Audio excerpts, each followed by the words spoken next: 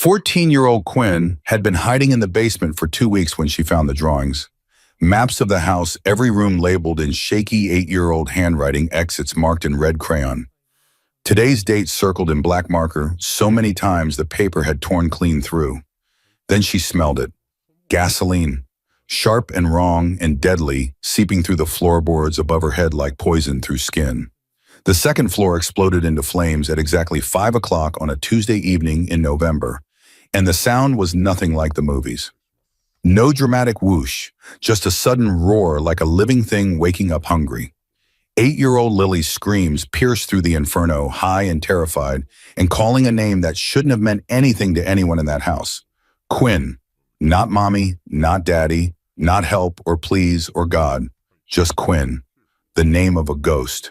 The name of a 14-year-old homeless girl who'd been living in the basement for 14 days, surviving on stolen warmth and the kindness of a child who didn't know better than to feed crackers to strangers in the dark. Quinn could have run. The basement window was 3 steps away, 3 steps to the alley, 3 steps to invisibility, to safety, to the frozen Chicago streets, where she'd learned to disappear so completely that the world forgot she existed.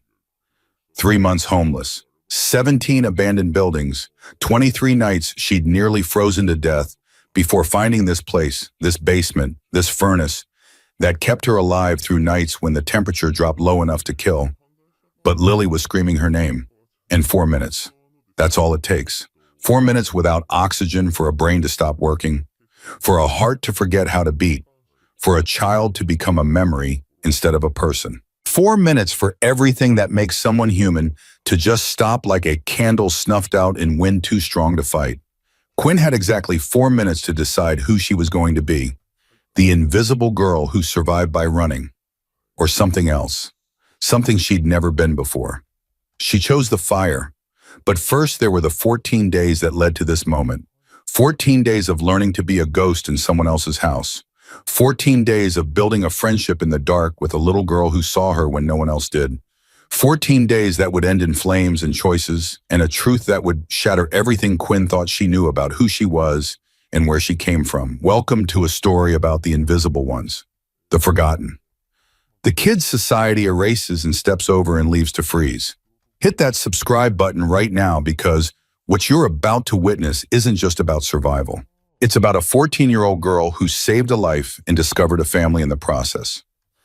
And before we go any further, let's take a moment for what matters most. Heavenly Father, we come before you now asking for your divine protection over everyone listening to this story. Bless their families, Lord. Heal their bodies, provide for their needs, and give them peace that surpasses understanding. Let your presence be felt in their lives today and surround them with your favor. In Jesus' mighty name, amen. Now, let's go back to where it started. 14 days before the fire, the night Quinn broke into a Hell's Angels basement and accidentally became part of a family she never knew existed. The emergency exit window shattered at 11:47 on a November night, cold enough to see your breath turn to ice crystals in the air. Quinn dropped into the basement of the house on Riverside Grove with practiced silence, her sneakers hitting concrete with barely a sound. The sneakers were 2 sizes too big, stolen from a Goodwill donation bin 3 weeks ago. The soles worn so thin she could feel every pebble through the rubber. But they were better than nothing. Better than the bare feet she'd had in August when her mother died, blue-faced in a Supermart bathroom, with a needle in her arm and foam at the corners of her mouth. Catherine. Her mother's name had been Catherine, though she'd used at least 6 different last names that Quinn could remember. They'd moved 17 times in 14 years. Motels with stained carpets and locks that didn't work. Cars when the money ran out. Shelters when Catherine was sober enough to fake it through intake interviews. And when Catherine disappeared on benders that lasted days, Quinn learned to make herself small, invisible. The kind of kid social workers' eyes slid right past because acknowledging her meant paperwork and phone calls in a system too broken to care. 3 months since the overdose. 3 months of Chicago streets teaching Quinn lessons no 14-year-old should have to learn. The world doesn't save girls like her. It erases them, forgets them, steps over their frozen bodies on winter mornings, and keeps walking to jobs and families and lives that matter. But Quinn had survived. She was good at surviving, Good at noticing things, good at being invisible when invisible meant safe. The basement smelled like motor oil and old leather and something metallic she couldn't quite place, not blood. She knew what blood smelled like. This was different, sharper, chemical. Her eyes adjusted to the darkness, finding shapes in the shadows cast by a single bulb hanging from exposed rafters.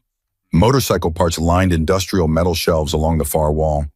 Chrome exhaust pipes catching what little light existed. Engine blocks wrapped in plastic like bodies waiting for burial. Tools hung on pegboards with the kind of military precision that made Quinn's survival instincts scream danger. This wasn't just any house. Someone lived here, someone organized, someone dangerous. But the weather report said 8 degrees tonight, 8 degrees Fahrenheit, cold enough to kill a homeless girl in her sleep. Cold enough that broken ribs from hypothermia were better than the alternative. And this basement had a furnace. Old, rattling, probably inefficient, but warm, gloriously, beautifully warm. Quinn moved through the shadows like smoke, cataloging everything, because her life had always depended on knowing exits and hiding spots, and whether the people above her head were the kind who checked basements at 3 a.m. Water heater in the corner, rust stains spreading like cancer across its base. Utility sink with a dripping faucet that counted seconds in the dark. A workbench covered in motorcycle manuals. The pages worn soft with used grease stains on covers, showing Harley-Davidson logos and engine diagrams Quinn couldn't begin to understand. And boxes, stacked against the wall in careful towers, each one labeled in angry red marker. Club business, do not touch. Property of Hell's Angels, MC Chicago chapter. Quinn's blood went cold despite the warmth of the furnace. Hell's Angels, motorcycle club. The kind of people who appeared on news reports about bar fights and federal investigations in territory disputes that ended with bodies and burned buildings. The kind of people who didn't take kindly to strangers in their basements. The kind of people who carried guns and asked questions later. She should leave, climb back through that window and find another squat, another abandoned building, another place to freeze slowly instead of quickly. But then the furnace kicked on with a mechanical groan that sounded like salvation, and heat poured into the basement in waves that made Quinn's frozen fingers ache as blood returned to extremities that had been going numb. 8 degrees outside. Survival inside. She found her hiding spot behind the furnace. A gap between the hot metal and the concrete wall just wide enough for a 14-year-old girl who'd gotten very good at making herself small. She curled into that space, pulling her torn jacket tight around shoulders and that showed bone through skin because she hadn't had a real meal in 4 days. Her stomach cramped with a hunger so constant it felt like a second heartbeat. 2 days since her last food. A half-eaten burger scraped from the dumpster behind Lou's Diner on 5th Street. The bread moldy green at the edges, but beggars don't have the luxury of being picky about mold. Above her, footsteps crossed the floor. Heavy boots, deliberate. Weighted with purpose and muscle in a life Quinn couldn't imagine from her hiding spot among the shadows and the warmth. A man's voice, rough like gravel, scraped over asphalt, echoed through the ceiling. Loud enough for Quinn to hear every word. Lily, lights out now! A small voice answered, young, female, frightened in a way that made Quinn's chest tighten with recognition because she knew that fear. Had lived in that fear. The fear of disappointing the one person who was supposed to protect you. But Daddy, I'm scared. Scared of what? The fire dream again. It's getting worse. Silence stretched so long, Quinn thought the conversation had ended. Then the man's voice softened in a way that surprised her. Like watching a wolf try to be gentle and not quite knowing how. Like someone who'd learned hardness first and tenderness as a second language, he didn't speak fluently. Baby girl, that was just a nightmare. Nothing's going to hurt you here. You're safe. I promise. You promise you won't leave again like you left before.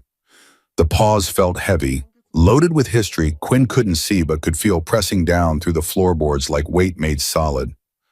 Like guilt, like regret. I'm not going anywhere, not anymore. Sleep now. Okay, Daddy, I love you. Love you too, kid. The boots walked away. A door closed somewhere upstairs. Then nothing but the mechanical hum of the furnace and Quinn's own heartbeat hammering against her ribs like it was trying to escape her chest. She waited 2 hours before allowing herself to sleep. Even then, her dreams were cold. Day 3 in the basement, Quinn learned the house's rhythm like a prisoner learns guard rotations. The man, whoever he was, left every morning at exactly 6:15. Motorcycle engine roaring to life in the driveway loud enough to rattle the basement windows and vibrate through Quinn's bones. The sound was different from cars, deeper, angrier. The sound of power barely contained, like a beast on a leash that could break free any second. He'd be gone until late afternoon, sometimes later. The girl Lily stayed home during the day. Homeschooled Quinn guessed from the lack of morning rush and school bus sounds. Sometimes Quinn heard her talking to herself upstairs, playing with toys, the one-sided conversations of an only child creating friends from imagination. Sometimes crying, soft and muffled, like she was trying to hide it even from herself.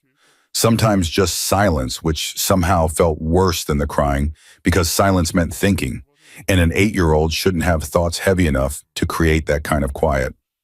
Quinn should leave. Find another squat, another abandoned building, another basement that didn't belong to a Hell's Angel, with a daughter who had nightmares about fire. But the cold outside was killing people. She'd seen it on news broadcasts through shop windows as she walked past, trying to look like she had somewhere to be instead of nowhere to go. 3 homeless deaths last week. Hypothermia, frostbite.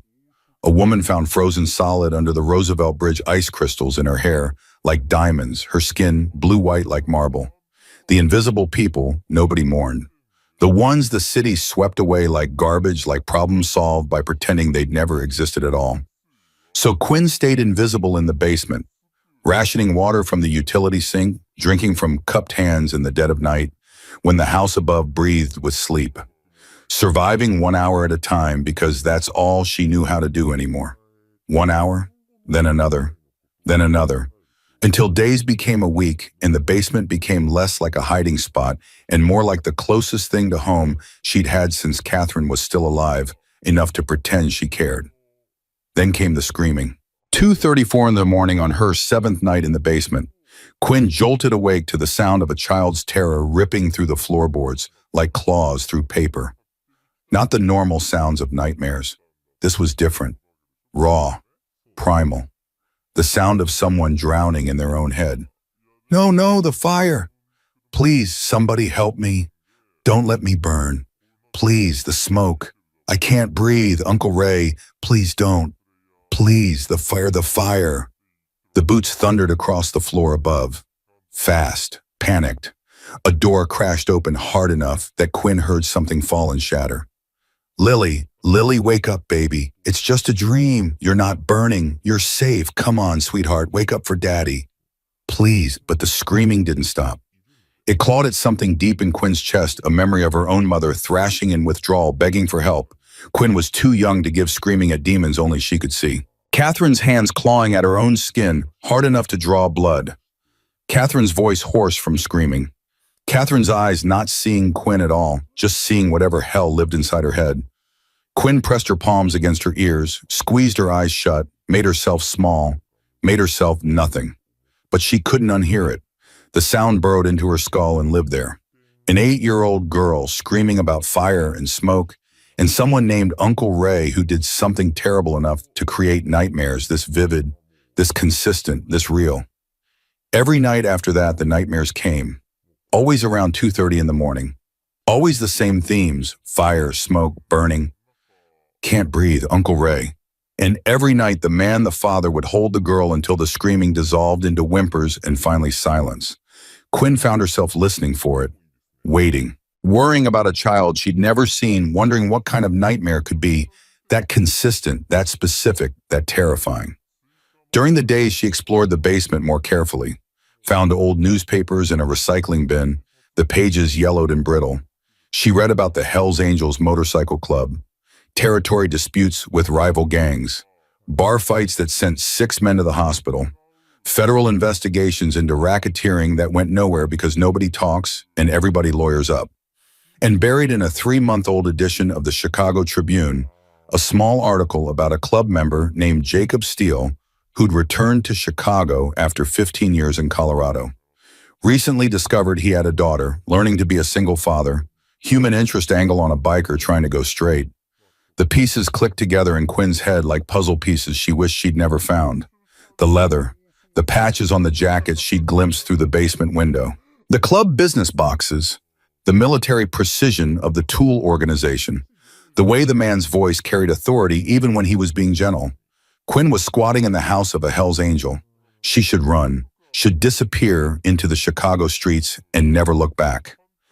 Every survival instinct she'd honed over 3 months of homelessness screamed at her to get out before he found her, before those boots came down the basement stairs and discovered an intruder who'd been living in his house for a week. But where would she go? Every shelter was full. Every soup kitchen had lines around the block. Every other squat was either too cold or too dangerous, filled with men who looked at 14-year-old girls the way wolves look at wounded deer.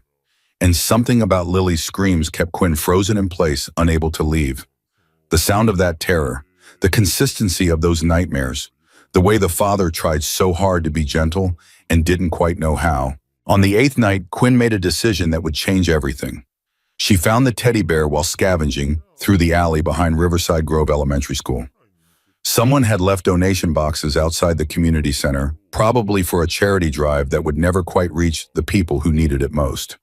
The bear was brown, missing one black button eye stitching, coming loose at the seams where stuffing threatened to escape. But it was soft, clean enough, the kind of thing a kid might hold on to in the dark when nightmares came calling. Quinn thought about Lily's screams, about the fear in her voice when she called for help that never came fast enough, about being 8 years old and terrified of shadows and fire, and things adults couldn't see, but children knew were real. At 3 a.m, while the house breathed with sleep, Quinn crept upstairs for the first time. Her hands shook so badly she could barely grip the handrail. Every creak of wood felt like a gunshot in the silence. Every shadow looked like someone waiting to catch her. The house was different up here. Lived in, warm, filled with the small details of normal life she'd almost forgotten existed. Photographs on the walls showed groups of men in leather vests, arms around each other's shoulders, faces hard but smiling. Brothers. That's what they called each other. Brotherhood built on loyalty and violence, in codes Quinn didn't understand. A living room with a couch covered in motorcycle magazines, grease stains on the armrests. A kitchen with a child's drawing stuck to the refrigerator, with magnets, stick figures holding hands under a smiling sun, the word family written in crayon across the top in letters that wobbled with effort. Quinn found the door at the end of the hallway, pink paint slightly chipped at the corners, a hand-drawn sign in crayon taped to the wood. Lily's room. No boys allowed except Daddy. She set the teddy bear gently against the door, turned to leave and froze. Lily stood in the doorway of her room, materialized from shadows like a ghost herself. 8 years old, small and pale in unicorn pajamas that had been washed so many times the colors were fading to gray. Dark circles under eyes too old for her face, staring at Quinn with the kind of fear that could shatter glass or stop hearts. Quinn couldn't breathe, couldn't move. Her entire body went cold despite the warmth of the house. If this child screamed, Quinn was finished. Arrested, thrown into juvenile detention. Or worse, much worse. Because the man upstairs, the Hell's Angel, the father who carried a gun, he would not be gentle with strangers who crept into his house at 3 a.m. He would not ask questions first. But Lily didn't scream. She looked at the teddy bear lying at her feet, looked at Quinn, looked back at the bear. Her expression shifted from fear to confusion to something else. Curiosity, recognition, the look of someone who knew what it meant to be scared and alone and different. Is that for me? Her voice was barely a whisper, soft, careful, like she was afraid speaking too loud might break whatever magic was happening. Quinn nodded. Her own voice had abandoned her completely. Thank you. Lily said it so quietly, Quinn almost didn't hear. The girl picked up the bear and hugged it to her chest, one small hand covering the missing eye like she could protect it from whatever had hurt it before. What's your name, Quinn? The word came out barely louder than a breath. I'm Lily. Do you live in our basement? She should lie, should make up a story, should run.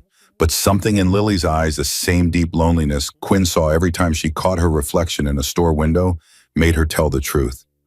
Yes. Lily tilted her head, processing this information with the strange, flexible logic of children who haven't yet learned that some things are supposed to be impossible. Are you a ghost? I thought I heard someone downstairs sometimes. but Daddy said it was just the furnace making noises. No, just homeless. The word hung between them like smoke. Heavy, real, impossible to pretend away. Lily's expression softened in a way that made Quinn's chest ache. My daddy says homeless people need help, that people forget about them, but they shouldn't. Are you hungry? Quinn's stomach answered with a growl loud enough to make Lily's eyes widen. Wait here. The girl disappeared into her room and returned 30 seconds later with treasures clutched in both hands. A juice box, the kind with the bendy straw still attached. A sleeve of crackers slightly crushed but unopened. A granola bar that probably cost more than Quinn had seen in a month. I'm not supposed to have snacks after bedtime, but you look like you need them way more than me. Quinn took them with hands that wouldn't stop shaking. The crackers felt like gold in her palms, the juice box like liquid salvation. Thank you, you don't have to. I know, Lily interrupted with the confidence of someone who'd made up her mind and wouldn't be argued with. But I want to. Nobody should be hungry. That's what Daddy says. He gets really mad when people are mean to homeless people downtown. She hugged her new teddy bear tighter, covering that missing eye like she could heal it through love alone. Don't tell my daddy you're here, okay? He gets really mad about strangers in our house. He's in a motorcycle club, the Hells Angels. They're really, really tough. He carries a gun. Ice flooded Quinn's veins. A gun. Of course there was a gun. I won't tell anyone. I promise. Good. Lily smiled for the first time, small and tentative, but real. I like having a friend, even a secret ghost friend, who's not really a ghost. She went back to bed, closing her door softly, leaving Quinn standing in the dark hallway holding crackers and a juice box and a granola bar, realizing she'd just made the most dangerous friend of her entire life. Day 14. They built a secret language out of necessity and kindness. Every night Lily would leave food outside her door. Crackers, granola bars, half sandwiches wrapped in napkins with peanut butter, spread thick because 8-year-olds don't understand portion control. Apple slices in plastic bags. Once an entire slice of cold pizza that tasted like heaven, the cheese congealed and the pepperoni leaving grease stains on Quinn's fingers that she licked clean because waste wasn't something she could afford. In return, Quinn would leave small treasures she found during her daytime scavenging. A flower from Grant Park that hadn't quite died yet, purple petals still clinging to life despite the November cold. A smooth stone from the Chicago River shoreline, gray and round and perfect, for holding when you needed something solid. A comic book someone had left on a bus stop bench, pages, worn but readable superheroes saving the world in bright colors and impossible situations. Two broken kids helping each other survive in silence. Building a friendship neither of them had words for. Learning that sometimes family isn't about blood or last names or houses with picket fences. Sometimes family is crackers in the dark and teddy bears with missing eyes and someone who sees you when the whole world has learned to look away. Quinn learned things during those 2 weeks. Learned that Lily's mother had died 6 months ago in a hospital in Denver. Car accident, Lily had whispered one night when Quinn asked about the nightmares. Uncle Ray was driving. Mommy was trapped. The car caught fire. Uncle Ray got out. Mommy didn't. Learned that Lily's father, Steele, everyone called him Steele, though Lily said his real name was Jacob, had only just found out Lily existed. The mother had kept her a secret for 8 years. Didn't want the motorcycle club life touching her daughter. But then she died and there was nobody else, and Steele came to Denver and found a child he never knew he had, grieving a mother she'd watched burn. The nightmares made sense now, not prophetic, just traumatic. A little girl's brain trying to process horror no child should have to carry. Steele was trying his best to be a father despite having no idea how. Quinn heard him watching YouTube videos about how to braid hair, his rough voice repeating instructions to himself like studying for an exam. Making school lunches with too much peanut butter and not enough jelly because he didn't know the ratio yet. Reading bedtime stories in a voice that didn't quite know how to be gentle, but was trying so hard. Quinn also learned that Steele's club brothers came by often, too often. Their voices carried through the walls during late-night meetings in the living room, loud, angry, using words that made Quinn press closer to the wall to hear better, even though she knew eavesdropping on Hell's Angels was probably the fastest way to end up dead in an alley somewhere. Liability. Weakness. The girl's going to get you killed, Steele. She's making you soft. Soft gets brothers buried. One night, Quinn heard something that made her blood freeze solid in her veins. A voice she didn't recognize. Harder than the others. Cold in a way that had nothing to do with temperature. Steal, you're compromised. The club can't have compromised leadership. Either the girl goes or you do. Simple math. You threatening my daughter? Steele's voice dropped to something deadly. Something that made Quinn's skin prickle with recognition. Because she'd heard that tone before in shelters and on street corners, right before violence erupted like a storm nobody could stop. Because if you're threatening my daughter, we're going to have a very different conversation.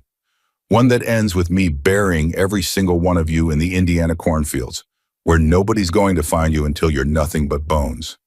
That's real cute, real tough dad energy, but you can't watch her 24/7. Accidents happen, house fires, car crashes, kids disappear all the time in Chicago. Sad, but that's life. The threat hung in the air like smoke from a gun already fired. Get out of my house. We're just saying get at. The conversation ended with a door slamming hard enough to shake the walls and motorcycles roaring away into the November night, engines screaming fury and promises and warnings Quinn didn't fully understand, but felt in her bone. She didn't sleep that night. Neither did Lily. Quinn heard her crying softly upstairs until sunrise, November 18th, 4:47 in the afternoon. Quinn had made her decision. She was leaving tonight. The tension in the house had become suffocating, oppressive, dangerous, like breathing in smoke before you see the flames. She didn't want to be here when things exploded, and they were going to explode. She'd lived through violence to recognize the warning signs. The way Steele had started checking window locks obsessively every night before bed. The gun that appeared on the kitchen counter every morning, black metal catching light like a promise. The club members who drove by slowly at random hours, motorcycles idling outside the house watching, always watching. Quinn was packing her few belongings into the backpack she'd stolen from a garage sale 3 months ago. A spare shirt with holes in the armpits.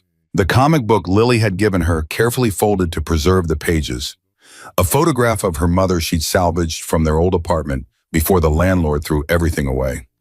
Catherine smiling in a way Quinn barely remembered before the drugs, before the darkness, when she'd still been a person, instead of a ghost haunting her own life. That's when she heard it. The furnace kicked on with its usual mechanical groan, but this time something rattled in the ductwork. Something that didn't belong. Something metal scraping against metal in a rhythm that was wrong off broken. Curiosity overrode caution. Quinn dragged a wooden crate beneath the heating vent, the kind Steele used to organize motorcycle parts, and climbed up. Reached inside. Her fingers closed around a stack of papers. Thick. Textured like drawing paper. She pulled them out, hands already shaking before she saw what they were. Her heart stopped beating. Lily's drawings. At least 20 of them hidden in the ductwork where no adult would ever look. But these weren't the cheerful crayon pictures stuck to the refrigerator, upstairs, the stick figure families and smiling suns. These were different, darker, horrifying in their specificity and detail. They were maps, detailed architectural sketches of the house layout drawn with the careful precision of someone who'd studied every inch. Someone who understood that details meant survival. Every room labeled in Lily's shaky handwriting. Kitchen, Daddy's room, my room, basement. Every window marked with numbers, 1 through 12.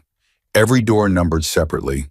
Every exit circled with red X marks, the crayon pressed so hard it had torn through the paper in places. And in the corner of each drawing, a date circled over and over in black marker until the paper had torn completely through. Leaving holes where numbers should be. November 18th, today's date. Quinn's hands started shaking so hard she almost dropped the stack. She flipped through the pages faster, her breath coming in short gasps that tasted like fear and understanding and horror. More drawings, flames rendered in orange and red and yellow crayon, consuming stick figure houses. The colors layered so thick the wax had started to crack and peel. Smoke drawn in thick black spirals that covered entire pages. Stick figures running, falling, burning. Their mouths open in screams Lily had tried to capture with jagged lines and scribbled darkness. And one drawing that made Quinn's blood turn to ice water in her veins, cold spreading through her chest, like drowning from the inside. A detailed sketch of a man in a leather vest. The Hells Angels patch clearly visible, even in crayon, the death head logo recognizable, despite being drawn by an 8-year-old's hand. The figure was pouring liquid from a container around the outside of a stick figure house. And in an upstairs window, a small stick figure watched. Hair drawn in yellow crayon. Arms raised like she was trying to warn someone, anyone, everyone. Above the figure in the window, Lily had written her own name in desperate letters that got bigger and more frantic across the page. Lily, Lily, Lily, Lily, Lily. These weren't nightmares. These were premonitions, warnings, evidence. Lily had been trying to tell someone what was coming, trying to leave clues for whoever might find them. Maybe she'd even been trying to leave them for Quinn, the ghost in the basement who listened in the dark and understood what it meant to be scared and alone. The house was silent except for Quinn's breathing and the mechanical hum of the furnace and the distant sound of a television playing upstairs, where Lily was probably watching cartoons, unaware that her secret warnings had finally been found. Then Quinn smelled it, faint at first, almost masked by the motor oil smell that permeated the basement, the leather and grease and mechanical odors that had become background noise over 2 weeks, but unmistakable once she recognized it. Gasoline, sharp, chemical, wrong, seeping through the floorboards from somewhere upstairs, spreading, pooling, waiting. Quinn dropped the drawings. They scattered across the concrete floor like fallen leaves, Lily's desperate warnings lying useless at her feet because Quinn had found them exactly on time and exactly too late. She ran for the stairs, taking them 3 at a time, her worn sneakers slipping on wood, but catching, propelling her upward. Her feet hit the main floor just as she heard it. The soft whoosh of ignition, like someone lighting a gas stove, but much, much louder. The sound of accelerant meeting flame. The sound of murder beginning. The second floor exploded into flame. Fire raced across the ceiling with impossible speed, feeding on accelerant trails Quinn couldn't see, but could smell everywhere now. Gasoline painted in paths and patterns and purpose, designed to spread fast and burn hot and kill everything in its path. Smoke poured down the stairwell in thick black clouds, the kind of smoke that kills you before the flames ever touch your skin. Heat slammed into Quinn like a physical force, making her skin prickle and her eyes water instantly. And somewhere in the inferno above, cutting through the roar of flames and the crash of something collapsing, Lily started screaming. Quinn, Quinn, help me, I can't get out. Please, the door won't open. Quinn, please.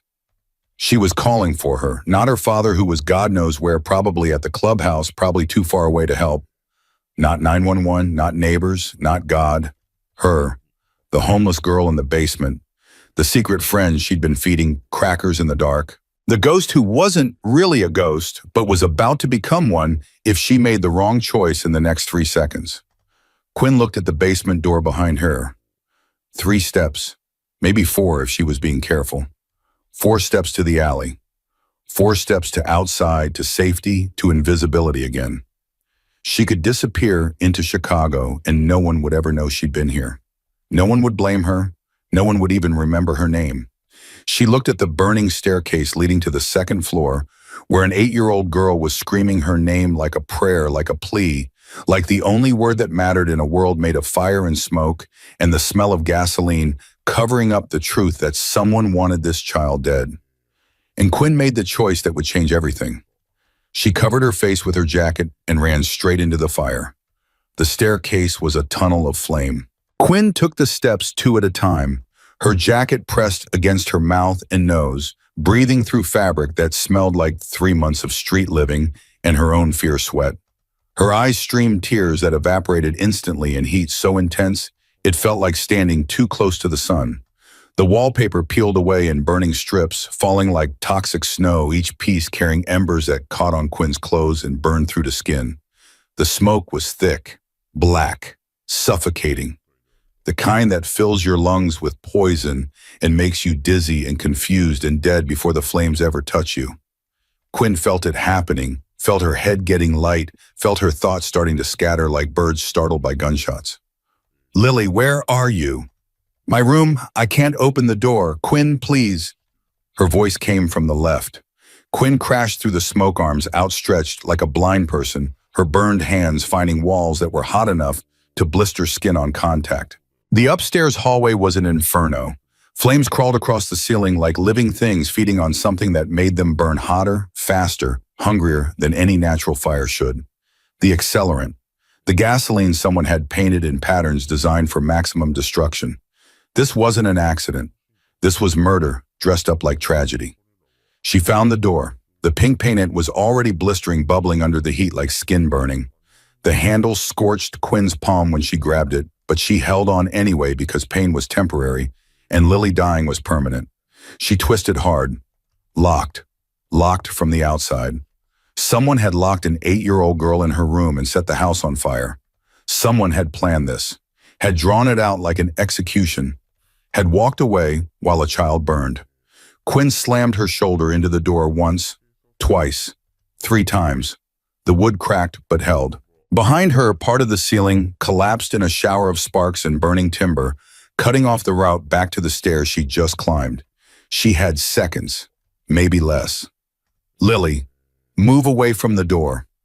Quinn kicked it with everything she had. All the anger of 3 months homeless. All the grief of watching her mother die. All the fury of being invisible in a world that erased people like her and expected them to be grateful for the privilege. The door frame splintered. One more kick and it burst inward, wood-flying hinges screaming. Lily was on the floor by her window, unconscious. Smoke inhalation. Her small body wasn't moving, wasn't breathing. The unicorn pajamas Quinn had seen her wear for 2 weeks were covered in soot. The colors turned gray-black by smoke that had stolen all the oxygen from the room before Quinn could get there. 4 minutes. It had been 4 minutes since Quinn heard the first scream from the basement. 4 minutes of brain-killing, life-stealing time. 4 minutes for Lily's heart to forget how to beat. Quinn scooped the girl up in her arms, so light it terrified her, like holding a bird with hollow bones, like holding something precious and breakable that the world wanted to destroy. She turned back toward where the stairs had been. The hallway was completely engulfed now. The main staircase had collapsed into a pile of burning rubble. No way out that direction, no way down, no way to do this safely or smartly or with any kind of plan that made sense. Quinn ran to the window instead, still cradling Lily against her chest. The glass was hot enough to hurt through her jacket. She wrapped her fist in fabric already singed and smoking and punched through. Safety glass spiderwebbed and fell away in chunks, some pieces catching her skin and drawing blood that mixed with burns and soot. Cold November air rushed in, feeding the fire behind her, making it roar louder, making the heat at her back feel like hell itself reaching out to drag her down. Quinn looked out. Second story, 15-foot drop onto frozen grass and concrete, and November ground hard as stone. She could survive that. Probably. Maybe. But Lily in her arms, unconscious and fragile and not breathing, there was no probably about it. There was only definitely hurt or definitely dead, and Quinn was out of time to choose anything but the least terrible option. She climbed onto the windowsill, held Lily tight against her chest, one arm under the girl's knees, the other cradling her head.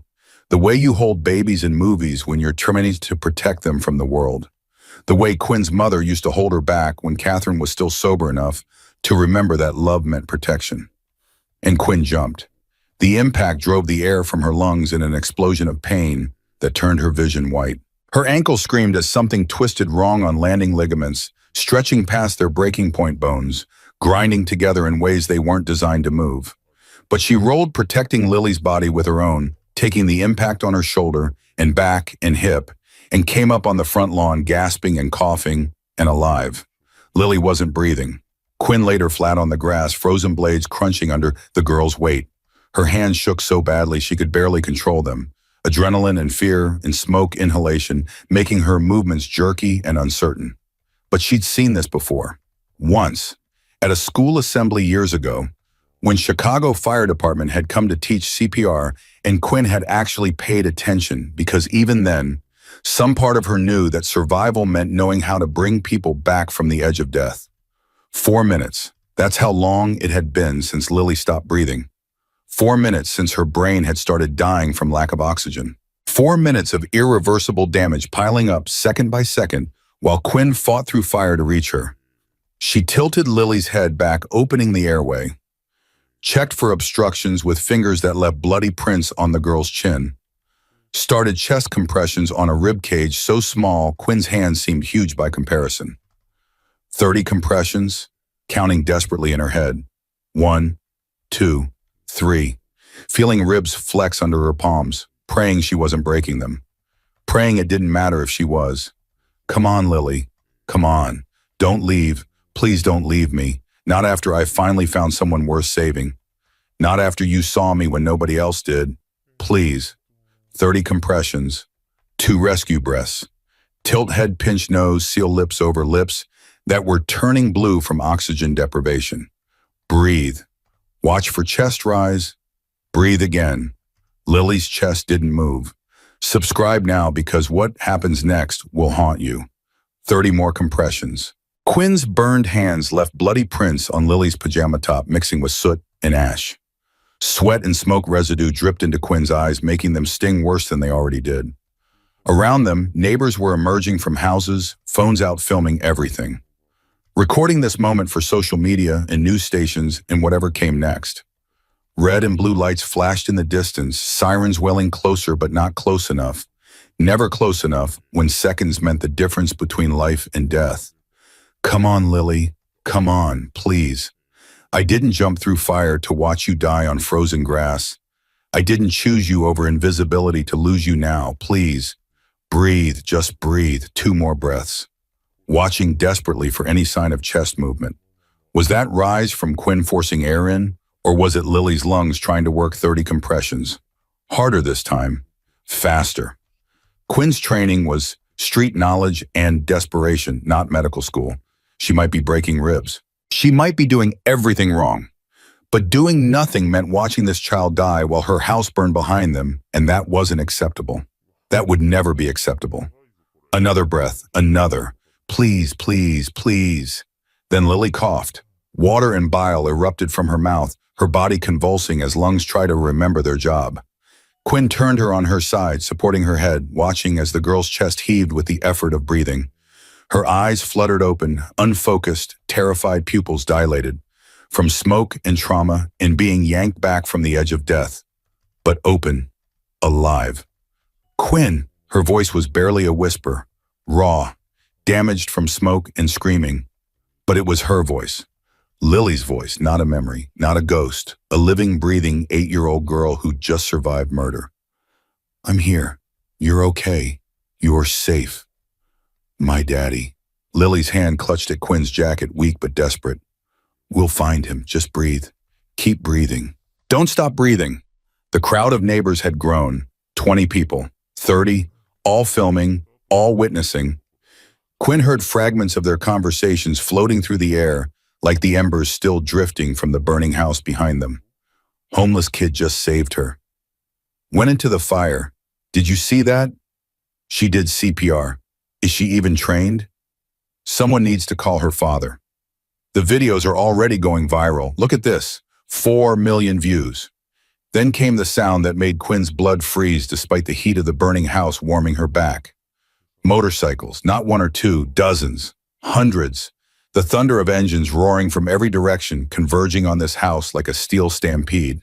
The ground literally vibrated with the sound tremors running through frozen earth and up through Quinn's body where she knelt on the grass, still holding Lily. The crowd scattered as motorcycles poured onto the street. 10, 20, 50. More kept coming, filling every available space, blocking roads, creating a wall of leather and chrome and barely contained fury. Riders dismounted in synchronized movements, the kind of coordination that came from years of riding together, from brotherhood built on codes and loyalty and violence when violence was required. The patches on their backs, all identical. Hell's Angels, Chicago chapter. 1,000 motorcycles filling the street, in the yards, and every space where a bike could fit, all of them here for one reason. A single motorcycle cut through the crowd, bigger than the others, louder. The engine's roar somehow distinct from all the others, like an alpha wolf's howl cutting through the pack. The rider was massive, 6'4" of leather and muscle, and rage so intense it seemed to warp the air around him. He pulled off his helmet, and Quinn recognized him from the photographs inside the house. Steele, Lily's father, the man whose house Quinn had been squatting in for 2 weeks. The Hells Angel whose daughter was lying on the grass in Quinn's arms covered in soot and coughing up smoke, but alive because a homeless stranger had chosen to run into fire instead of away from it. Steele's eyes found Lily first. Something broke in his expression. Fear so raw it looked like physical pain, like watching his heart get ripped out through his chest. Then his eyes found Quinn, a 14-year-old homeless girl holding his daughter, a stranger who shouldn't exist, who shouldn't be here, who had no right to be cradling the most important thing in his world. Steele's hand moved to his waistband, to the gun Quinn knew would be there. His voice was deadly quiet somehow, cutting through the roar of 1,000 idling motorcycles and the crackling flames and the chaos unfolding around them. Who the hell are you? And why were you in my house? 1,000 bikers closed in around them, a circle of leather and steel and judgment. Quinn was trapped, surrounded, holding the only thing keeping her alive, the 8-year-old girl who'd fed her crackers in the dark and called her friend when the whole world had called her nothing. I was in your basement. Quinn's voice came out stronger than she expected, cutting through the rumble of 1,000 idling engines and the crackle of flames consuming the house behind them. Her hands still rested on Lily's shoulders, the girl's breathing ragged but steady alive against all odds in physics and the 4 minutes that should have killed her. I'm homeless. I was looking for somewhere warm. That's all. Steele's jaw clenched so hard Quinn could see the muscle jumping beneath skin tanned from years of riding under open sky. His hand stayed near his waistband near the gun she couldn't see, but knew was there the same way prey knows when predators are close. My basement. The words came out slow, measured, deadly. For how long? 2 weeks. The crowd murmured around them, 1,000 witnesses, 1,000 judgments being formed in real time. Quinn heard their whispers like wind through dead leaves. 2 weeks. She was living there the whole time. Steele didn't know. How does someone hide in your house for 2 weeks? One of the bikers stepped forward, older graybeard, streaked with white leather vest, worn soft with age and use. His name was Garrett Quinn, would learn later, one of Steele's most trusted brothers. He pulled out his phone, fingers moving quickly across the screen. Steele, you need to see this. The man handed over the phone. On the screen, shaky video footage showed Quinn jumping from the second-story window with Lily in her arms. Showed her hitting the ground hard, rolling to protect the small body cradled against her chest. Showed her doing CPR with hands that left bloody prints on unicorn pajamas. Showed her begging, pleading, her lips moving in words the video didn't capture, but everyone could read in the desperation of her body language. Please, come on, don't leave. Breathe. The timestamp said the video had been uploaded 4 minutes ago. The view count was already past 50,000 and climbing in real time as they watched. 60,000, 70,000. Going viral while they stood there, while smoke billowed into the November sky, while neighbors kept their phones raised and recording. Steele watched the video twice. His expression was unreadable, carved from stone and old rage, and something else Quinn couldn't identify. Maybe disbelief, maybe horror, maybe the terrible mathematics of realizing his daughter had been seconds from death and a stranger had saved her. Behind them, the house groaned and part of the roof caved in, sending sparks spiraling into darkening sky like demonic fireflies. Another biker called out from near the burning structure, voice cutting through the chaos. Steele, the fire was set. I can smell the accelerant from here. This wasn't an accident. Someone tried to kill your kid brother. The crowd erupted, voices shouting over each other, accusations flying, rage building like pressure in a closed system with nowhere to go, but out, explosive and dangerous. But Steele's attention was locked on Quinn. His eyes moved from the phone to her face, really looking at her for the first time, seeing past the soot and burns and torn jacket, seeing a 14-year-old girl who'd just done the impossible for reasons he didn't understand yet. Who said it? His voice dropped to something sub-zero. Did you see? Quinn's mouth went dry. She'd been so focused on Lily, on the CPR, on keeping an 8-year-old heart beating, that she'd almost forgotten the most important detail. I saw someone running from the back door right when it started, wearing a leather vest. Your patch. The words fell like grenades into the assembled crowd. Silence. Complete and total silence, except for burning wood and distant sirens finally getting close enough to matter. Then Steele's voice so quiet it was almost gentle, which somehow made it more terrifying. You're saying one of my brothers tried to burn my daughter alive. It wasn't a question. It was a death sentence waiting to be carried out. Quinn met his eyes. I don't know who it was. I just saw the vest. Your colors. Someone who had access. Someone who knew the house. Steele turned to face the assembled thousand, a sea of leather and chrome and loyalty that had just been poisoned by betrayal. His voice carried across them like thunder. Listen up. Someone in this club just tried to kill my 8-year-old daughter. Someone locked her in that room and lit this house on fire and walked away while she burned. And I'm going to find out who. The sirens were close now. Fire trucks rounding the corner. Red lights painting everything in shades of blood and warning. Police cars right behind. The video on social media was exploding. Quinn could see people in the crowd refreshing their phones, watching the view count climb. 1 million. 2 million. This was going viral in real time, this moment of truth and fire, and a homeless girl holding a biker's daughter on frozen grass. Steele pulled another biker close, a younger man with tattoos crawling up his neck. Whispered something urgent that Quinn couldn't hear. The man nodded and melted back into the crowd, disappearing between motorcycles and leather-clad bodies. Then Steele turned back to Quinn. His expression had shifted. Not softened exactly, but changed. Calculating something she didn't understand yet. You're coming with us. What, why? Because you're the only witness. Because my daughter trusts you. His eyes swept across the assembled bikers, lingering on faces Quinn couldn't see. And because if someone in my club wants her dead, they might want to eliminate witnesses too. 2 massive bikers moved to flank Quinn. Not touching her, not threatening, but not giving her a choice either. Protection or prison? Quinn couldn't tell which. Is this protection or am I under arrest? Depends. Steele leaned closer, his voice dropping so only Quinn could hear over the approaching emergency vehicles. On whether you're telling me everything. But understand this, kid. If I find out you had anything to do with this fire, anything at all, I'll make sure they never find your body. Are we clear? Quinn's blood turned to ice, but she met his eyes and didn't look away. Crystal, and I'm telling you everything. The EMTs rushed toward them, breaking the standoff. Professional voices calling out commands, hands reaching for Lily, checking vitals, asking questions.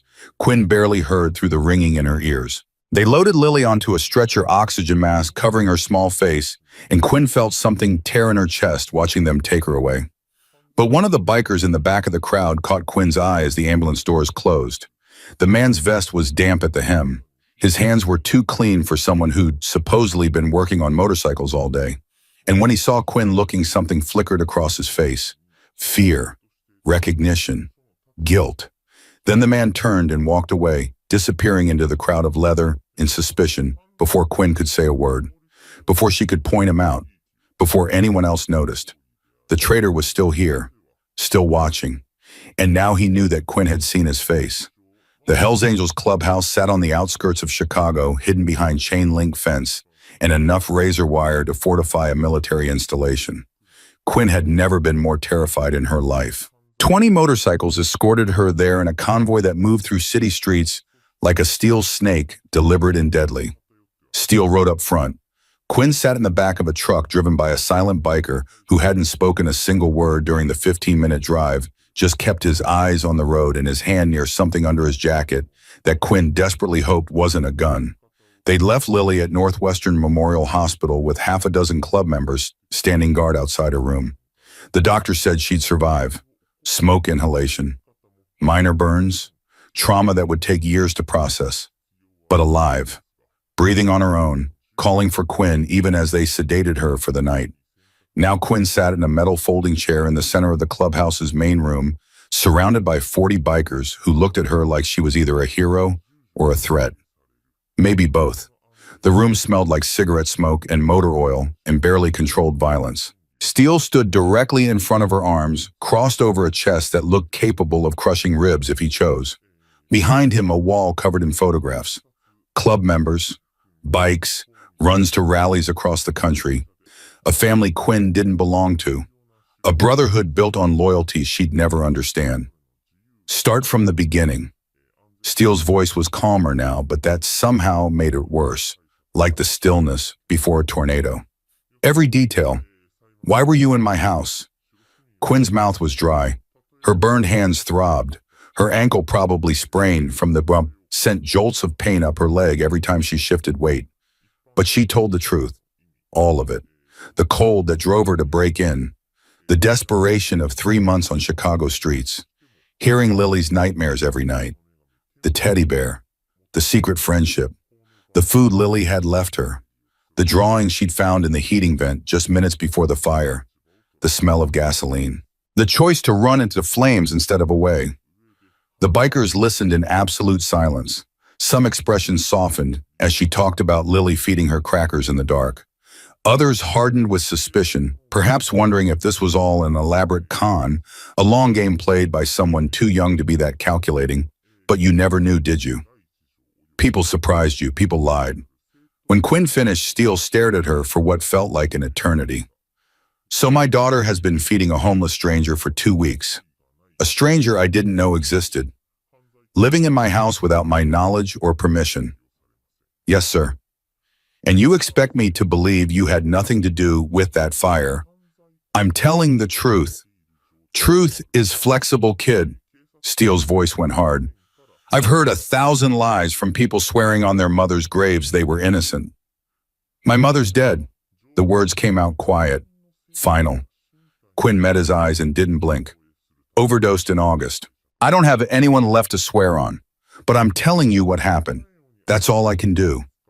Something flickered in Steele's expression. Not quite sympathy, maybe recognition. The look of someone who'd known loss and understood that some truths were too ugly to lie about. What was her name? Why does that matter?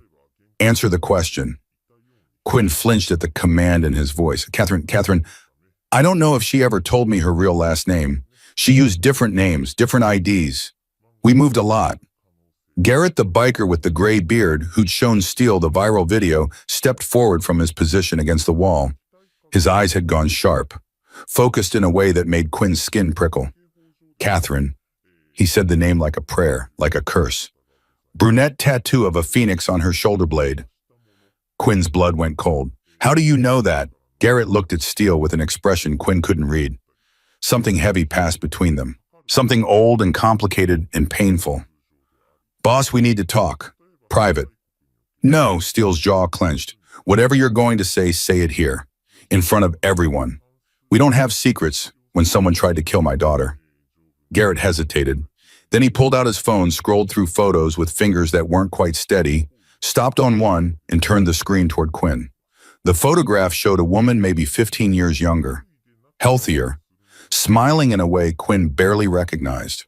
But it was her. It was Catherine. Standing next to a younger version of Steele, both of them on motorcycles, her mother's arms wrapped around his waist, her head tilted against his shoulder like she belonged there. Quinn's breath caught. She couldn't speak, couldn't process what she was seeing. Where did you get that? The words came out as a whisper. Steele took the phone, stared at the photo. The color drained from his face like someone had opened a vein and let all the life pour out. That's not possible. Catherine left Chicago 16 years ago. Said she was pregnant, but didn't want club life for her kid. I gave her money, told her to call if she needed anything. She never did. Pregnant? Garrett's voice was careful, too careful. With your kid, the room erupted. Voices shouting over each other, questions firing like bullets. But Quinn could only hear the rushing in her ears like ocean waves or blood pumping too fast through veins trying to understand what was being said. Steele looked at Quinn like he was seeing her for the first time, really seeing her. His eyes moved across her face, cataloging features she'd never thought about. The shape of her nose, the line of her jaw, doing mathematics that didn't require a calculator. How old are you? 14. When's your birthday? March 7th. Steele closed his eyes. Jesus Christ, March 7th. Catherine called me in June 15 years ago. Said she'd had the baby. A girl. Said she was clean and handling it. I offered money support, whatever she needed. She refused. Said she didn't want the club life touching her kid. I respected that. Sent money anyway through a third party for years, until about 4 years ago when the money started getting returned. I thought she'd gotten stable, gotten out, made something of herself.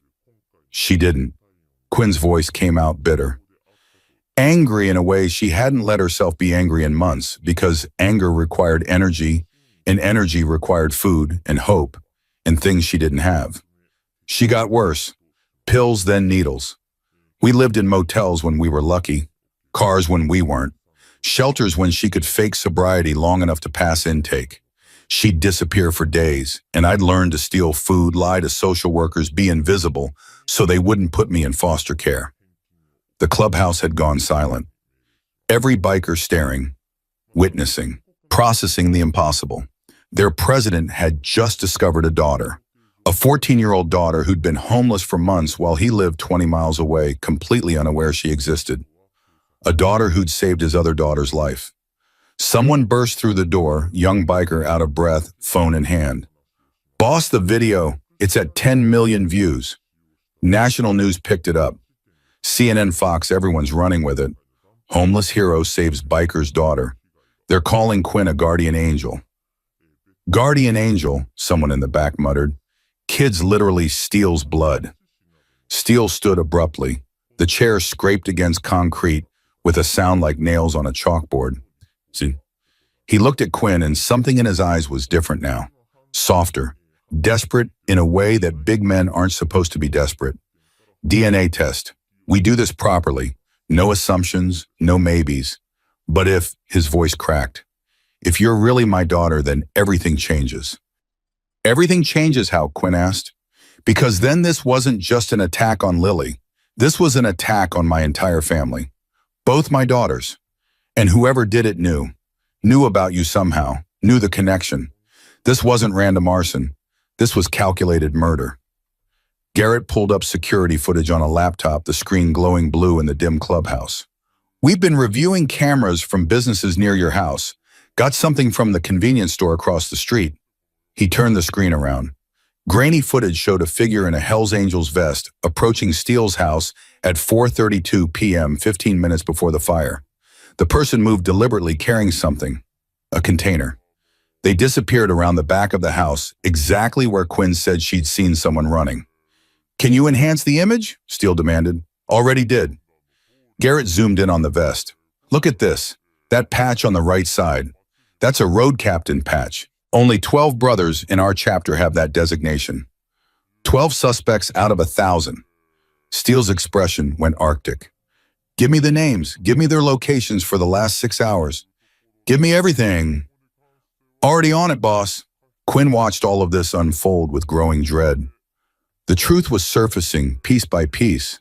Her mother's hidden past, her father's identity, the target on Lily's back that might have extended to her. All the secrets coming into light at once, blinding and terrible. Her phone buzzed in her pocket. The cracked, barely functional thing she'd shoplifted months ago. A message from an unknown number appeared on the screen. "You saw my face. That was a mistake. If you tell Steele, your little sister dies next. Stay quiet or she burns." Quinn's hands started shaking. The traitor had her number, had been watching close enough to get her contact information, was threatening Lily's life if Quinn talked. But Quinn had already told Steele she'd seen someone, hadn't given details, hadn't pointed anyone out. But the traitor didn't know that. The traitor thought Quinn could identify him, like this video if you'd stay silent to save her. Quinn, Steele's voice cut through her panic. He was looking at her with concern that felt wrong coming from a man who'd threatened to bury her body not an hour ago. "You okay? You look like you've seen a ghost." Quinn gripped her phone tighter. Every instinct screamed to show Steele the message, to ask for help, to let the Brotherhood handle it. But the message was clear. She burns. If Lily died because Quinn talked, that blood would be on her hands forever. Before she could answer, the door burst open again. A young biker, different from before, practically falling through the entrance. "Boss, it's the hospital. Lily's room. Someone tried to get past security. One of our guys. He had a syringe. Said he was bringing her medicine, but the nurses didn't authorize it. We detained him." Steele's voice went deadly. "Who? Torch. Your road captain. The one who recruited 15 brothers last year. 12 suspects. Now 11. Or was this another distraction, another layer to the conspiracy? Quinn's head spun, trying to keep track of who was lying and who was telling truth, and whether anyone in this room could be trusted at all. Bring him here. Now. Steele's command left no room for argument. 10 minutes later, Torch entered the clubhouse flanked by two massive bikers who looked ready to break him in half if given the word. He was mid-40s, heavily tattooed with the kind of smile that never reached his eyes. The kind of smile that made Quinn's survival instincts scream danger in a voice loud enough to drown out everything else. Steele, brother, this is a misunderstanding. I was trying to help. Bringing Lily her medication like a good uncle should. The nurse says no medication was ordered. Then the doctor screwed up the paperwork. Simple mistake. But sure, make me the villain because I'm the one asking logical questions. What questions? Torch's eyes found Quinn, and something cold moved behind them. Questions about this homeless kid nobody's ever heard of who conveniently appears in your house for weeks without anyone knowing. Then magically she's the hero when a fire starts. That's textbook manipulation, Steele. Classic long con. The room divided. Quinn could see it happening in real time. Some bikers nodding along with Torch's logic. Others looking skeptical, remembering the video footage.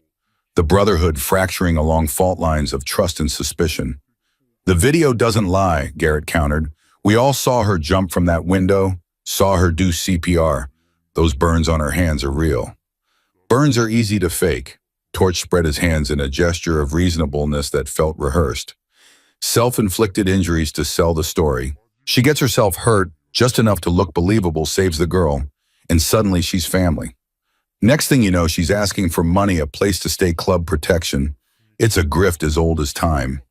Quinn's phone burned in her pocket, the threat still glowing on the screen. Stay quiet or she burns. But Torch's accusation was forcing her hand. If Quinn stayed silent to protect Lily, everyone would believe she was a con artist, would throw her back onto the streets. Or worse, there's another explanation. Quinn's voice cut through the argument. All eyes turned to her. What if someone wanted Lily dead because of what she represents? Steele's vulnerability, his weakness, like everyone keeps saying. But what if there's more? What if whoever set that fire knew about me too, knew I was in the basement, knew the connection? What connection? Torch scoffed. You're a random street kid. Quinn's voice grew louder. My mother was Catherine, the woman who left Chicago 16 years ago pregnant with Steele's child. The woman who kept me away from club life until she died. The woman who maybe died because someone wanted to make sure I stayed lost. The room went absolutely silent. Steele's face transformed. Grief and rage and realization crashing together like tectonic plates creating earthquakes. When did your mother die? August 19th. Garrett was already pulling up something on his laptop, fingers flying across keys. August 19th. That's the same day Torch was in Chicago. Said he was visiting family. I was visiting family. Torch's voice cracked at the edges. My sister lives in Lincoln Park. Your sister moved to Phoenix 2 years ago, another biker said slowly, recognition dawning. I helped her load the moving truck. Remember, it was July, hotter than hell, and we packed that U-Haul in 90-degree heat. The accusation hung in the air like smoke from a gun already fired. Torch's expression shifted, just for a fraction of a second, a flicker of something cold and calculated before the innocent mask slammed back down. But Quinn saw it. So did Steele. Show us your phone, Steele said. Excuse me? Your phone. Show us your call history, text messages. Prove you weren't near that house today. This is ridiculous. I'm not showing you anything. I have rights. Club bylaws say when a brother's family is threatened, all protections are suspended pending investigation. Garrett's voice was iron. Show us the phone, Torch. Or refuse and confirm everyone's suspicions. Torch's hand moved toward his waistband. 3 bikers drew guns faster than Quinn could blink. The room erupted in shouting chairs, scraping bodies moving. Quinn dove behind a table as Torch pulled his weapon, not aiming at the bikers with guns trained on him, aiming at Quinn. Nobody moved. Torch's voice was different now. No more smooth manipulation, just raw desperation. This kid ruins everything. Everything. Steele was supposed to be broken after the fire, supposed to step down from president. I was supposed to take over, lead this club the way it should be led. But this little rat had to play hero. Steele's voice was ice given form. You killed Catherine. You tried to kill my daughter. You tried to kill my other daughter. Your daughter was never supposed to exist, Torch screamed, the gun shaking in his hand. Catherine promised she'd stay away, promised she'd never come back to Chicago. But she started asking questions 3 months ago, started sniffing around, wanted to know if you'd moved on, if you had other kids. She was going to expose everything. Expose what? That Lily isn't your only child. Torch's mask shattered completely. Catherine contacted me, said she needed money, said her daughter was sick and she needed help. She remembered me from the old days, thought I'd help her out for old time's sake. Instead, I made sure she never talked, gave her a hot dose, made it look like another junkie relapse. Easy, clean, problem solved. Quinn couldn't breathe. Her mother had been murdered, had been trying to get help for Quinn, trying to reach out, trying to connect with the father Quinn never knew existed, and it had killed her. And Lily, Steele's voice shook with barely controlled fury that could level buildings if given physical form. Kill or break you, make you step down. Simple plan. I'd take over, make this club strong again. But I didn't know about the kid in your basement. Didn't know Quinn existed until she jumped out that damn window with Lily in her arms. You want to know why I locked that door from the outside? Because I wanted to make sure no survivors, no witnesses, no complications. The guns didn't waver. Torch was surrounded, trapped, confessed to everything. But his weapon was still pointed at Quinn's head. Here's what's going to happen. I'm walking out of here. And if anyone tries to stop me, I put a bullet in this kid's brain. Then I disappear. Mexico, Canada, doesn't matter where, you'll never find me. You won't make it to the door, Steele said. Try me. The standoff stretched. 40 armed bikers, one traitor, one hostage. Quinn could see the calculations happening behind Steele's eyes. The impossible mathematics of saving your daughter versus letting a murderer escape. Then Quinn's phone buzzed. Everyone heard it in the tense silence. The notification tone cut through the room like a blade. Who's texting you, kid? Torch demanded. Quinn didn't answer. Couldn't answer. Check it. Right now. Show everyone. With shaking hands, Quinn pulled out her phone. The new message glowed on the cracked screen, visible to everyone close enough to see. Torch isn't working alone. I am, and I'm already at the hospital with Lily. Clock's ticking, little niece. The message came from a different, unknown number. But attached was a photo that made Quinn's heart stop. Lily's hospital room. Lily asleep in her bed, oxygen mask on her, face IV in her small arm. And standing over her wearing a visitor's badge and a Hell's Angels vest was Garrett, the biker with the gray beard, the one who'd been helping them all along, the one who'd shown them the security footage, the one who'd backed Quinn's story from the beginning, the one who'd been playing both sides, like this video, because Lily has minutes left. Steele saw the photo. His face went white. Garrett, no, not you. Garrett, standing physically in the clubhouse, smiled sadly. In real time, he pulled out his own phone, showed them a live stream of Lily's hospital room. The footage showed him standing over her sleeping body. I'm not actually there right now, Garrett said calmly, setting his phone on the table where everyone could see the feed. That photo was taken an hour ago when I went to check on her. But my partner is in that room right now with a syringe full of the same thing we gave Catherine. And if Torch doesn't walk out, appear free and clear, Lily gets a hot dose straight into her IV. Painless, quick, tragic. You son of a... I'm the one who raised you, Steele. Garrett's voice stayed calm. Too calm. The calm of someone who'd planned this moment for years. Taught you everything about being a man, being a leader. Made you president of this chapter when you were too young for the responsibility. And you got soft. First, Catherine made you weak. Then you chased her to Colorado like a lovesick puppy. Then you came back with not one but 2 daughters, letting sentiment cloud your judgment. The club doesn't have room for weakness. Subscribe now, because what happens next will shatter everything. Steele's voice was broken. How many others are part of this? Garrett smiled. More than you think. Less than you fear. But enough to make sure Lily dies if you make the wrong choice. So decide, brother. Torch walks free and we all forget this happened. Or your daughter dies and you live with that choice for the rest of your life. You have 30 seconds. The clock on the clubhouse wall ticked impossibly loud.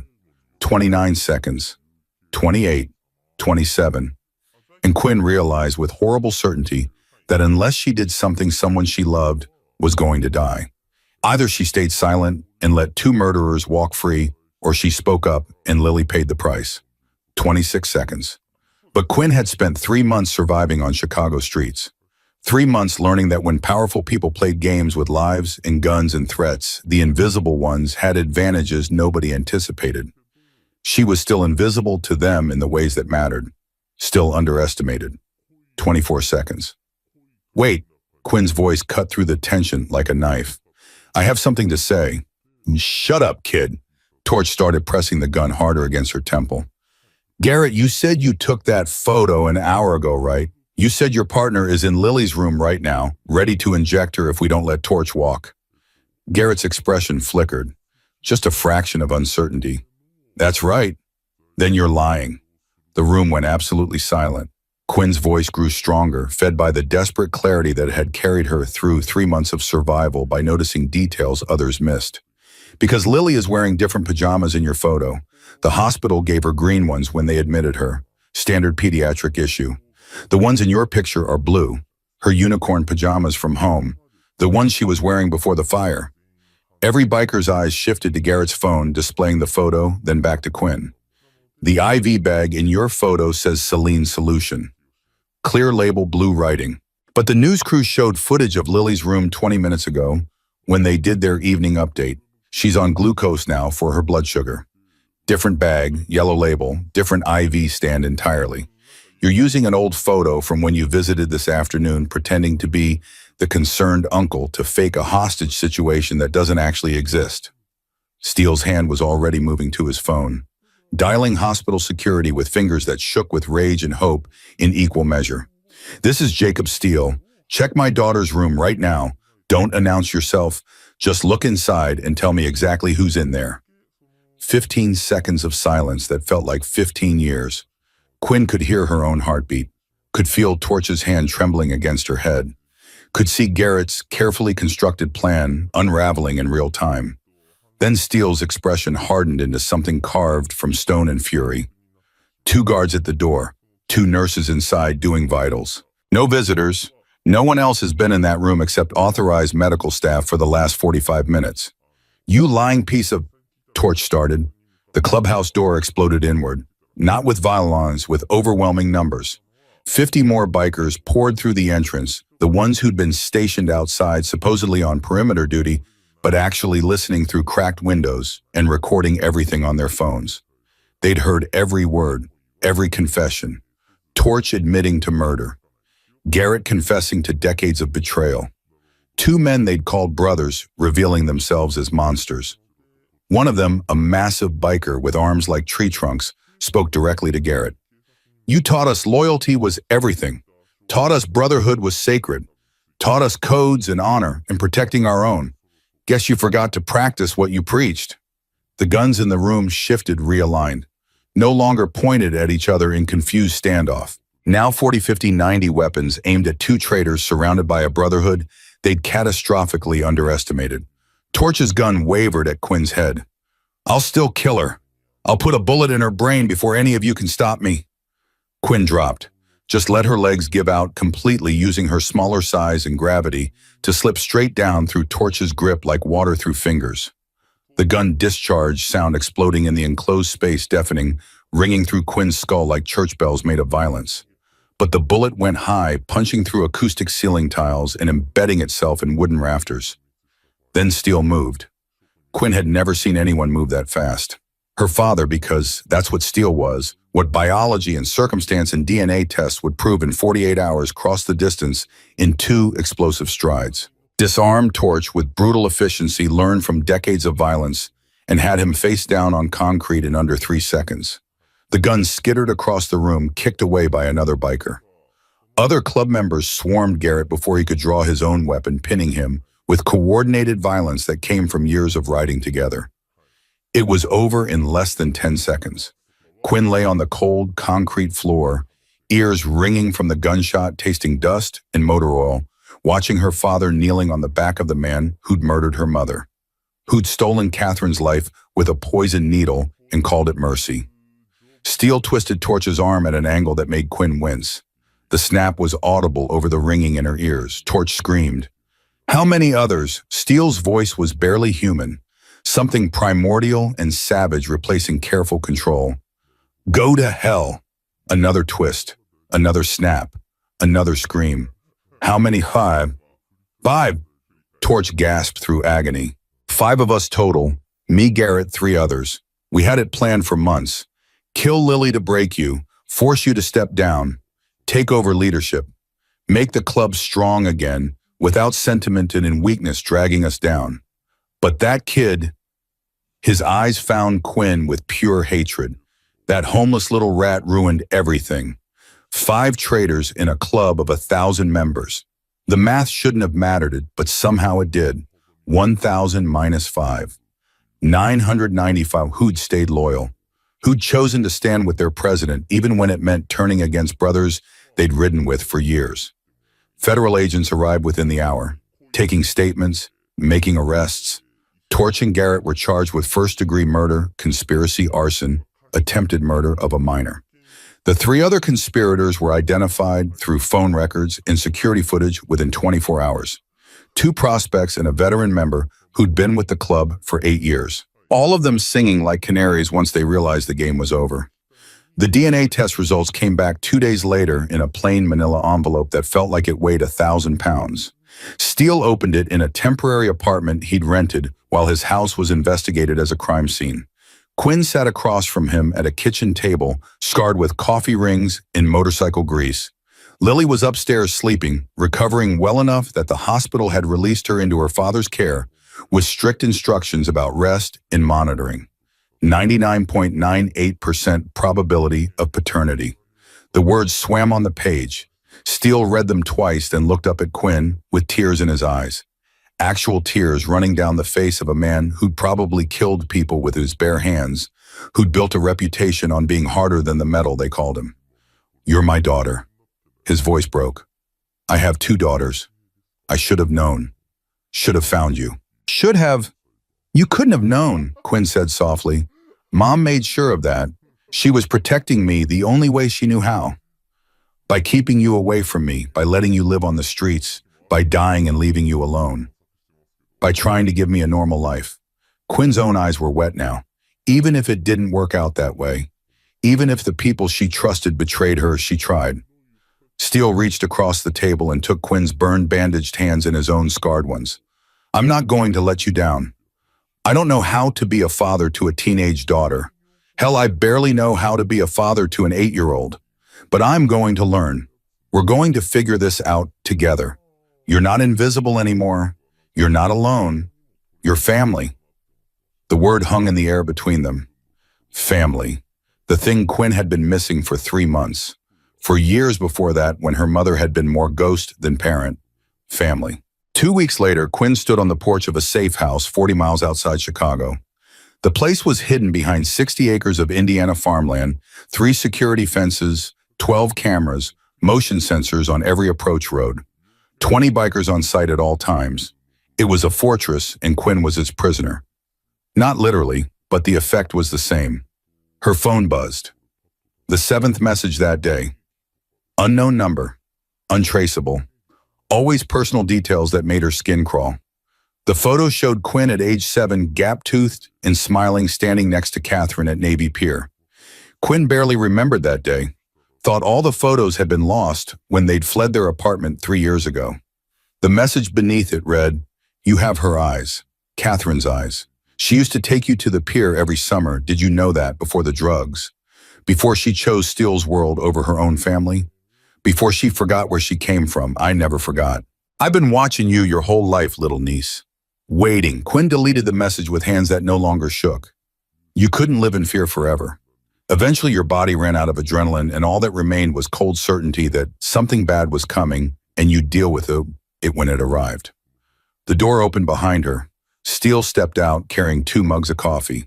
Black the way they both drank it now. Learning to be father and daughter without a manual. Another one, Steele asked, nodding at the phone in Quinn's hand. 7th today. Photo from when I was 7. Navy Pier. Quinn took the coffee. Ghost knows things she shouldn't know. The FBI's working on it, tracing the routing, looking for patterns. They won't find anything. Quinn's voice was flat. Whoever this is, they're too careful, too patient. Been planning this for years, not weeks. Steele's jaw tightened. The ghost called you niece in the messages. If she's Catherine's sister, we're trying to track down your mother's family tree. But Catherine used so many different names, different identities over the years. It's like trying to find a ghost chasing a ghost.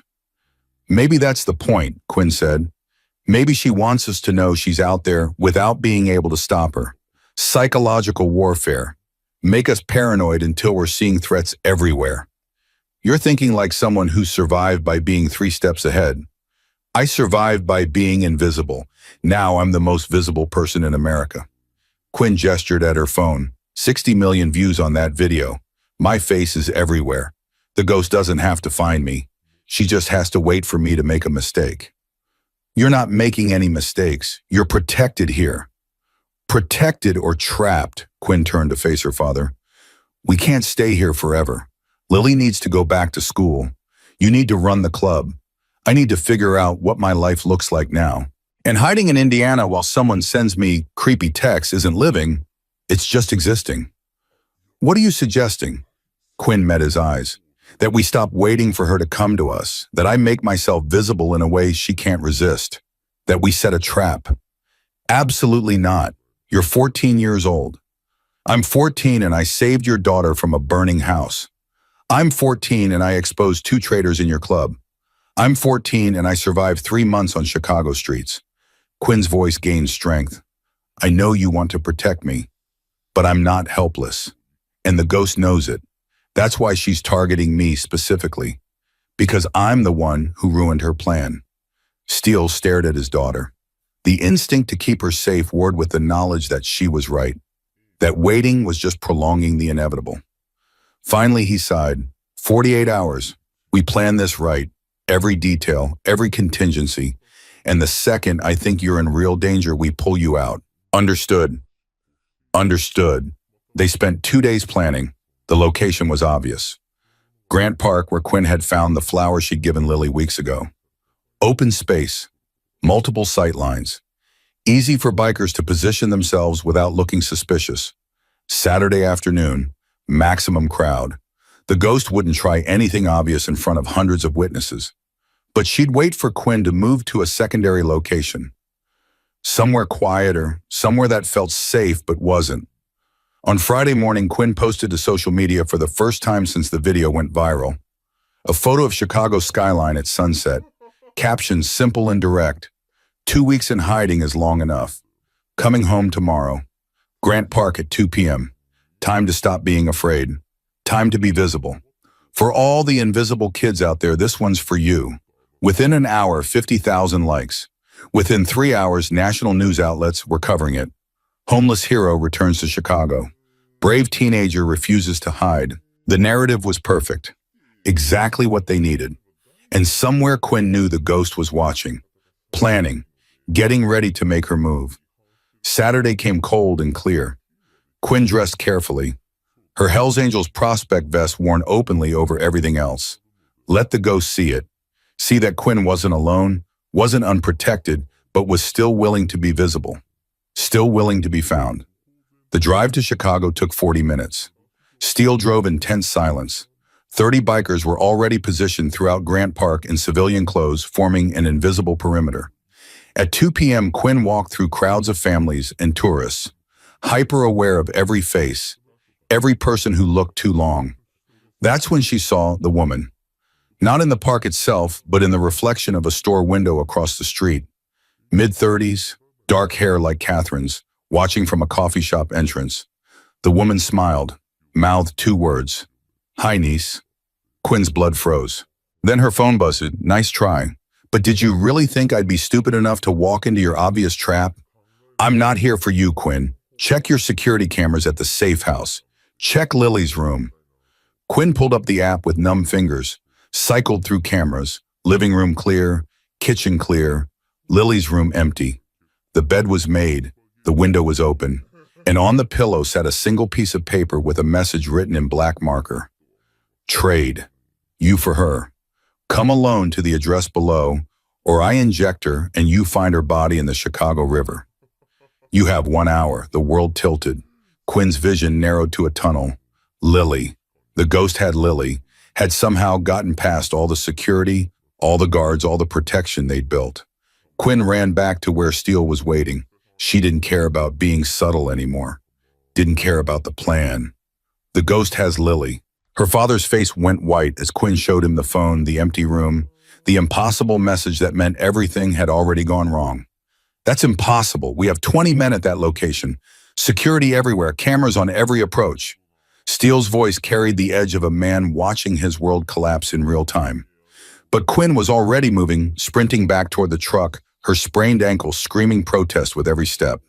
The woman across the street had vanished into the Chicago crowds like smoke dispersing in wind. A distraction, a decoy, a way to keep Quinn and every biker focused on Grant Park while the real threat operated 40 miles away in Indiana. Steele caught up to her at the truck, his hand on her shoulder, stopping her from climbing in. We go tactical, full force. Surround the warehouse, she specified. Overwhelming numbers. And she'll see you coming and kill Lily before you get within 100 yards. Quinn pulled free, desperation making her voice sharp. She's been planning this for how long? Watching us, she knows how you think. She knows how the club operates. This is the only move we didn't prepare for because we thought Lily was safe. You're not going in alone. I don't have a choice. Quinn's eyes burned, but she refused to let tears fall. She's my sister, my family, and this is my fault. I'm the one who suggested the trap. I'm the one who made myself visible. I'm the one the ghost wants. Steele looked at his daughter, 14 years old, and carrying weight no child should have to bear. Every protective instinct he'd been learning over the past 2 weeks screamed at him to lock her in the truck and handle this himself. But the mathematics were brutal and simple. If Quinn didn't show up alone, Lily died. If he brought backup, the ghost could see Lily died. If they waited, Lily died. 50 bikers positioned 3 blocks from the warehouse. You wear a wire. We listen to everything. The second, and I mean the absolute second, I think you are in real danger, we come in. And Quinn, his voice cracked. If something happens to you, if I lose both my daughters because I let you walk into this, I won't survive it. Do you understand? Quinn understood. She also understood she didn't have a choice. The warehouse district looked exactly like every crime scene Quinn had ever glimpsed on television screens through shop windows. Abandoned buildings with windows like empty eye sockets. Graffiti covering brick and layers of forgotten names and broken promises. Empty lots filled with rusted machinery and the corpses of dreams that had died decades ago. The kind of place where people disappeared and nobody asked questions because asking questions meant caring, and caring about the forgotten required energy this city didn't have to spare. Quinn walked alone down the center of the street. The wire under her vest transmitted her heartbeat and breathing to Steele and 50 brothers waiting 3 blocks away, close enough to respond if she signaled, far enough that the ghost wouldn't see them coming. The distance felt like miles, felt like the gap between living and dying. The warehouse address matched an old textile factory, 5 stories of red brick and shattered windows, and the architectural corpse of American manufacturing. The front door hung open, creaking in wind that smelled like winter and rust and endings. Quinn stepped inside. Darkness swallowed her whole. The only light came from holes in the roof where afternoon sun pierced through in dusty beams that looked like spotlights waiting for actors who'd never take the stage. I'm here. Her voice echoed off concrete and steel and emptiness. I came alone like you asked. Let Lily go. Footsteps echoed from somewhere above. A woman's voice, calm and controlled, and carrying the kind of patience that came from years of planning this exact moment. Did you really come alone, Quinn? Or is Daddy Dearest waiting 3 blocks away with his little army? I can see the wire from here, you know? The bulge under your vest. But it doesn't matter. I expected that. I would have done the same thing. Quinn didn't respond, didn't confirm or deny. Come upstairs. 3rd floor. And Quinn, don't try anything heroic. I have a syringe pressed against Lily's neck. Same thing I gave your mother. 1 push and she's dead in 90 seconds. The poison works fast. Painless, they say. But you'll never know for sure, will you? Quinn climbed the stairs.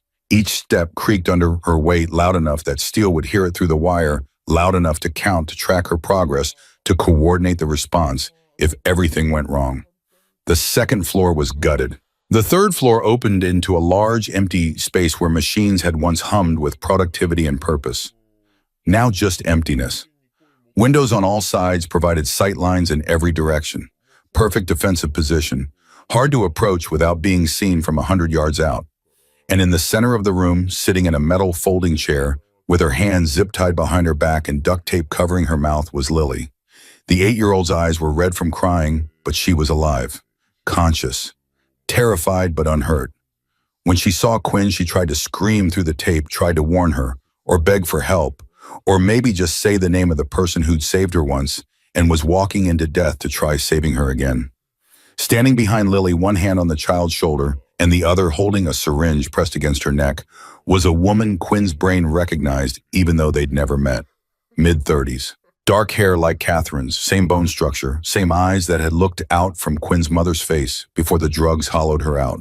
Family resemblance was unmistakable, undeniable, written in genetics, in the architecture of cheekbones, in the shape of mouths that knew how to smile the same way.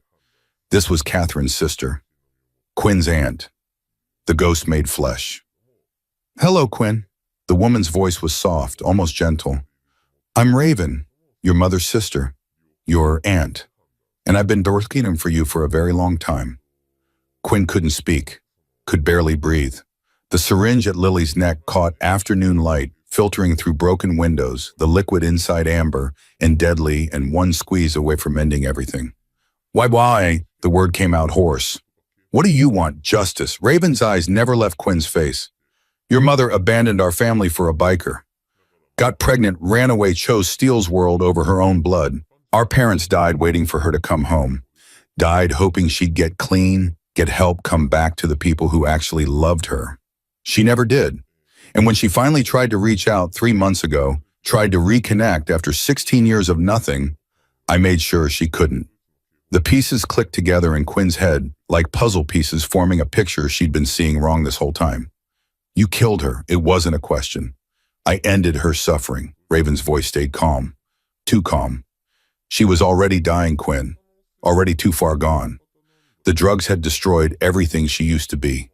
I just made it faster, cleaner, and I made sure she'd never lead Steele to you, never drag you into this world the way she'd been dragged into it. "You wanted to protect me." Quinn's voice rose despite her efforts to stay controlled. "By killing my mother, by trying to kill Lily, by terrorizing us for weeks. I wanted Steele to suffer." Raven's grip tightened on the syringe. "The way my parents suffered watching Catherine choose him over family.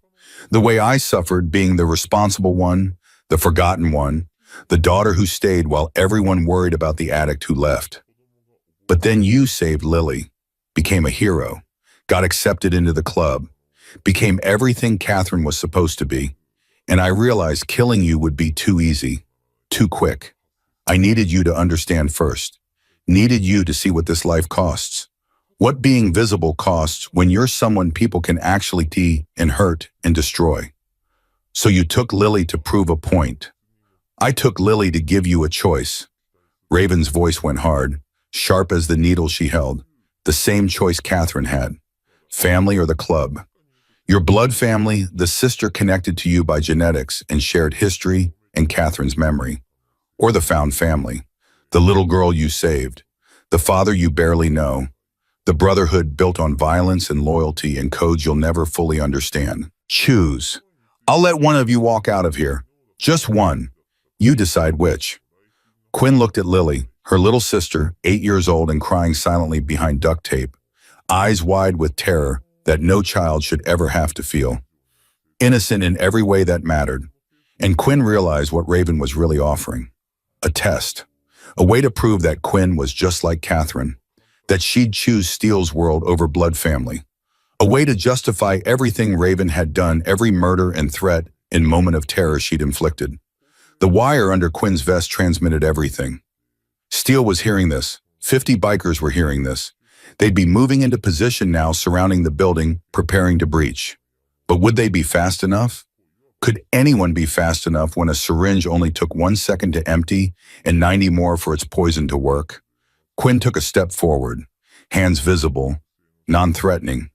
Her voice when she spoke was different, softer. The voice of someone who understood pain because she'd lived in it. There's a third choice. There's no third choice. There's always a third choice. Quinn took another step. You taught me that. You and Mom both. You survived after Catherine left. You took care of your parents alone.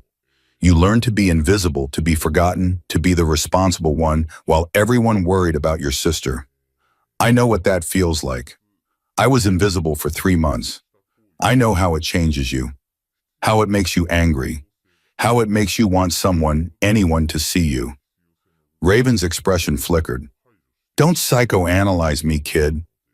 I'm not. Quinn was close now, close enough to see the tears Raven was fighting to hold back. I'm just saying I understand. You love my mother. So did I. She wasn't perfect. She was an addict. She made terrible choices. She hurt people. But she was also the person who held me when I was scared, who taught me how to be invisible so I'd survive when she couldn't take care of me anymore, who tried even when she was failing to be something better than what the drugs made her. She abandoned us. She was sick. There's a difference. Quinn's voice softened even more. And you're sick too, not with drugs, but with grief and anger and loneliness. You've been invisible so long, you don't know how to be anything else. So you made yourself into a ghost, into something terrifying, into the villain in your own story because at least villains are seen. At least villains matter to someone, even if it's just the people trying to stop them. Shut up. But Raven's hand was shaking, the syringe trembling against Lily's neck. Quinn kept talking, kept moving forward one careful step at a time. You called me little sister in your texts, not niece, sister, because that's what you wanted, isn't it? Not revenge. Family. Someone who understood what it felt like to lose Catherine. Someone who saw you, really saw you, not as the responsible daughter, or the sister who stayed, or the woman who took care of dying parents alone. Just as a person who's been hurting for so long, you forgot what it feels like to not hurt. I said, shut up. Tears were running down Raven's face now, the mask cracking. Years of carefully constructed rage breaking apart under the weight of someone finally seeing her. Quinn extended her hand, slowly, like approaching a wounded animal that could still bite. I see you, Raven. I see you hurting. I see you angry. I see you grieving for a sister who died years before the overdose actually killed her. And I'm sorry. I'm sorry Catherine left you. I'm sorry you had to watch her destroy herself. I'm sorry our family failed you so badly that murder seemed like the only answer. The warehouse went absolutely silent. Just the sound of Raven's ragged breathing and Lily's muffled crying and Quinn's heartbeat hammering so loud she could feel it in her throat. You can kill us both. Quinn's voice was barely a whisper now. You probably will, but it won't bring her back. Won't make the pain stop. Won't make you visible in the way you want to be visible. It'll just make you a murderer. It'll just make you someone else who got erased by grief and anger in a world that doesn't care about invisible people. Quinn was close enough to touch Raven now. Close enough to see the individual tears tracking through makeup that had been applied to hide exhaustion. Close enough to see the trembling in hands that had held steady through murder and planning and months of patient stalking. Or you can put down the syringe. Let Lily go. And I promise, I swear on Catherine's memory, I will remember her with you. I will mourn her with you. I will make sure she's not forgotten. That you're not forgotten. That we're not forgotten. Sisters, both of us, because that's what we are. We're both Catherine's daughters. We both lost her. We both have to figure out how to survive that loss without becoming monsters. The syringe pressed harder against Lily's neck for one terrible second. Hard enough to dimple skin. Hard enough that Quinn could see the exact spot where the needle would enter if Raven's finger moved even a fraction of an inch. Then Raven's hand dropped. The syringe clattered to the floor, amber liquid, spilling across concrete in a puddle that caught light and looked almost beautiful if you didn't know it was poison. Raven sank to her knees, sobbing. Not crying, sobbing. The kind of crying that comes from a place so deep you didn't know it existed until it erupts like a geyser that's been building pressure for years. Quinn moved fast, ripped the duct tape off Lily's mouth, cut the zip ties with the pocket knife Steele had given her 2 weeks ago.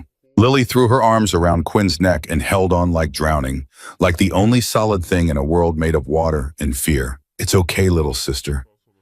You're safe. I've got you. I've got you, and I'm not letting go." Behind them, Raven just kept crying. Decades of grief and anger and loneliness pouring out in sounds that barely seemed human. Sounds like a wounded animal finally able to express pain it had been carrying silently for so long. Bikers stormed in 30 seconds later, 50 men pouring through every entrance with weapons drawn and fury written across faces that had seen violence but never betrayal quite like this. They surrounded Raven before she could move, before she could reach for the syringe she'd dropped, before she could do anything except curl into herself and break under the weight of everything she'd been carrying alone. Steele reached Quinn and Lily first, dropped to his knees beside them, arms wrapping around both daughters, holding them like he'd never let go. Like he could protect them from the world through sheer force of will if he just held tight enough. "Are you hurt? Either of you? Did she?" "We're okay." Quinn's voice was muffled against his shoulder. "We're okay, Dad." It was the first time she'd called him that. Dad. Not Steele, not Sir, Dad. The word felt strange in her mouth, foreign, but also right in a way she hadn't expected. Steele looked at Raven being handcuffed by one of the brothers, still sobbing, still breaking apart. His expression was complicated. Rage and grief and something that might have been understanding mixed together. "Don't hurt her." Quinn's voice made him look back at her. "She kidnapped your sister. She killed Catherine. She terrorized you for weeks." "I know." Quinn met his eyes. "But she's also my aunt. She's family. She's sick and alone, and she needs help, not prison, not more pain. She needs someone to see her the way Lily saw me when I was invisible in your basement. She needs someone to remember she's a person, not just a monster." Steele stared at his daughter for a long moment, then at Raven, then back at Quinn. "You have a bigger heart than anyone I've ever met.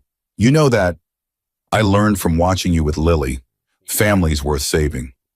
Even when they're broken, especially when they're broken." The police arrived, then paramedics, then news crews who'd somehow gotten wind of the standoff and wanted their footage, their story, their piece of the viral sensation that had started with a homeless girl doing CPR on frozen grass. But Steele's brothers formed a wall between the cameras and Quinn, protecting her from the spotlight she'd never asked for. Raven was taken away in an ambulance, not a police car. Psychiatric evaluation. The courts would eventually rule her mentally unfit to stand trial, recognizing that decades of untreated trauma and grief had broken something fundamental in her ability to distinguish between justice and murder. She'd spend time in a facility, not a prison, getting help, slowly learning to be visible in healthy ways instead of destructive ones. The ghost was gone. In her place was just a woman named Raven, who'd loved her sister too much and hurt too deeply, and needed someone to see her pain before it consumed her completely. Several months passed. Winter gave way to early spring, Chicago thawing under March sun that felt like forgiveness. Quinn stood in the parking lot of Riverside Grove Community Center on a morning unseasonably warm for the season, watching 20 homeless kids ages 8 to 16 circle around a disassembled motorcycle. The bike was old, donated by one of the hellsangels, but it ran. Or it would run once these kids learned how to put it back together. Quinn was 15 now. Her birthday had come and gone 2 weeks ago with a celebration that felt surreal. Cake, presents, a house full of bikers who'd become something like uncles over the months of living in Steele's new place, the one with 3 bedrooms, so both daughters had their own space. Learning what family meant when it wasn't built on blood, but on choice and loyalty, and showing up even when it was hard. "Okay, everyone." Quinn's voice carried across the parking lot, clear and confident, in a way it hadn't been 6 months ago. "This is a 1995 Harley Sportster, basically a dinosaur in motorcycle terms. But it's simple, reliable, and perfect for learning. Today we're going to take apart the engine. Not because you need to know how to fix bikes, but because I want to teach you something more important than mechanics." A girl named Bryn, 13 years old with hollow eyes that Quinn recognized from her own mirror 6 months ago, raised her hand. "What's that broken things can be fixed." Quinn met Bryn's eyes and held them. That just because something looks destroyed doesn't mean it's worthless. That with the right tools, the right help, the right patience, you can take something people have given up on and make it run again. Make it matter. Make it visible. She caught Steele's eye where he stood in the back, supervising, making sure the kids stayed safe. Beside him, Lily was helping younger children, showing them how to hold wrenches properly, chattering away about motorcycles like she'd been born into this world instead of dropped into it through tragedy. The last 6 months had been strange and difficult and sometimes wonderful. Quinn had caught up on education through online school, started therapy with someone who understood trauma and homelessness and what it meant to survive by being invisible, moved into a house with heat and food and people who cared if she came home at night, learned what it felt like to be visible in ways that didn't hurt. She visited Raven once a month. The visits were hard, awkward, painful in the way that healing always hurts before it helps, but they were necessary. Raven was getting better, slowly, learning to talk about Catherine without rage consuming everything else, learning to grieve properly instead of turning grief into weapons, learning that being seen didn't require being terrifying. The ghost was gone. The woman who remained was just Raven, broken but healing, invisible but learning to step into light. The kids worked on the engine for 2 hours. Quinn circulated, answering questions, correcting mistakes, praising effort. Some of these kids would return to the streets tonight. Some had shelters. A few had been placed in foster care, but kept coming back to these classes because here they weren't cases or statistics or problems. Here they were just kids learning to fix motorcycles and maybe in the process learning that they could be fixed too. When class ended, most of the kids drifted away, but Bryn lingered. 13 years old and homeless for 4 months and carrying weight in her eyes that reminded Quinn painfully of herself. "Quinn, can I ask you something?" "Of course, the video, the one of you saving that little girl from the fire. Was it as scary as it looked?" Quinn thought about lying, about making herself sound braver than she'd felt. But these kids deserve truth. "It was terrifying. I thought I was going to die. I thought she was going to die. And for a few minutes on that frozen lawn doing CPR, I didn't know if all the effort in the world would be enough to bring her back. But you did it anyway." "I did it anyway." Quinn met Bryn's eyes. Because being invisible is safe, but being visible is how you save people, how you make a difference, how you stop being the person things happen to and start being the person who makes things happen. You're here, you came to this class, you ask questions, you're already visible, you're already braver than you think you are. Bryn nodded, slowly processing this, then quietly, "Thank you for seeing us." After the class, Quinn, Steele, and Lily drove to the cemetery. They visited every month on the 7th, the day Quinn was born 15 years ago. Catherine's grave was simple, a small headstone, fresh flowers always present, replaced weekly by people Quinn didn't know, but who apparently remembered her mother before the drugs. Today, Quinn brought daisies, Catherine's favorite according to Raven. One of the few memories the sisters now shared during their careful, painful visits. Quinn knelt beside the grave. Lily knelt beside her, adding her own flowers with the serious concentration of a child who understood death better than most adults. "Hey, Mom." Quinn's voice was soft, intimate, the voice you use when talking to someone who can't answer but you hope can hear. "It's March 7th, my birthday. I'm 15 now. Can you believe that? Feels like a lifetime since August, since I found you in that bathroom and didn't know how to save you." She paused. Steele stood back, giving them space but present, always present now. "I found Dad, found Lily, found a family I didn't know I needed, teaching homeless kids how to fix motorcycles, living in a house with heat and food and people who notice when I come home. I'm visible, Mom, really visible, the kind of visible you always wanted to be but couldn't figure out how when the drugs were louder than everything else." Quinn touched the headstone, cold marble warming under her palm. "Raven's doing better. She asks about you, about what you were like before everything got bad. I tell her stories, the ones I remember, the good ones before the addiction ate everything else. I think it helps her, helps both of us. We're learning how to be family even though we started as ghosts haunting each other." Lily added softly, her small voice carrying weight. "We miss you, Aunt Catherine. I didn't know you, but Quinn talks about you all the time. You sound like you were brave and kind, and you loved Quinn so much. Thank you for keeping her safe until she could find us." They sat in silence for a few minutes. Then Quinn stood, brushed off her jeans, took Lily's hand. "Come on, little sister. Let's go home." That night, the house was full. Steele had invited 20 brothers over for Quinn's belated birthday celebration. Not a big party, just family. People who'd stood with them through fire and betrayal and fear. People who'd proven that loyalty meant more than patches and promises. They brought gifts, practical things from practical men who showed love through action instead of words. Motorcycle gear size for Quinn. A new leather jacket with Hell's Angels patches earned through months of proving herself. Books about mechanics and engineering. Tools of her own because Steele said every rider needed their own tools, needed to be able to fix what broke. Lily gave Quinn a drawing, not the prophetic nightmares from before the fire, but something different, beautiful. A picture of two girls standing in front of a house holding hands smiling under a sun that looked warm and safe and permanent. Sisters, and underneath in Lily's careful handwriting, "We saved each other." Quinn hung it on her bedroom wall where she'd see it every morning when she woke up.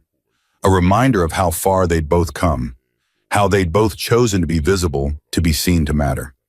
Late that night after everyone had left and Lily had fallen asleep clutching the stuffed bear Quinn had given her months ago, Quinn stood on the porch with Steele.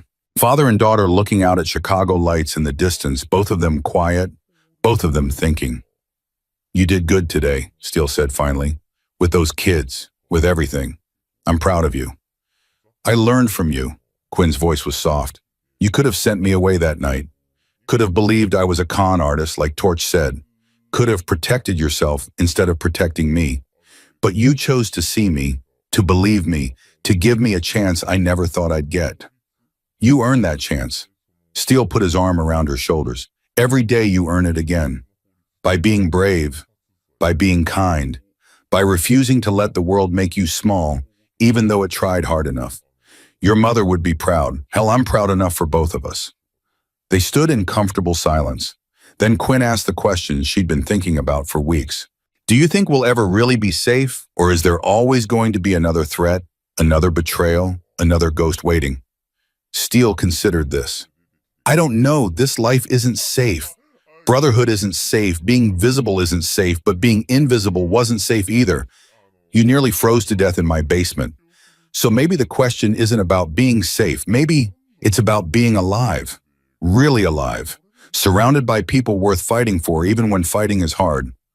Quinn thought about the homeless kids learning to fix motorcycles, about Lily drawing pictures of sisters instead of fires, about Raven slowly healing in a facility paid for by the family she tried to destroy, about 1,000 bikers who drop everything to protect two girls they barely knew 6 months ago. "Yeah," she said finally. "I think you're right. Happy birthday, kid." "Thanks, Dad." The house lights glowed warm behind them. Inside, Lily slept safely with no nightmares tonight. Upstairs in Quinn's room, the drawing hung on the wall. "We saved each other." And outside, Chicago stretched endless, under March stars full of invisible people who just needed someone to see them. Quinn pulled out her phone, scrolled through messages from the kids she taught thanking her for the class, asking about next week, requesting help with problems that had nothing to do with motorcycles and everything to do with surviving another day on streets that didn't care. She posted one final message to social media. The last post she'd make about the fire, about the rescue, about everything that had happened. A photo of her teaching the class surrounded by homeless kids, all of them smiling, all of them visible in a way they hadn't been before. The caption read, "6 months ago, I was invisible. Cold, hungry, forgotten. I thought survival meant hiding, disappearing, making myself small enough that the world couldn't hurt me. But I was wrong. Survival means being seen. It means risking everything to save someone else. It means choosing family, choosing courage, choosing to matter even when it's terrifying. To every invisible kid reading this, I see you. You matter.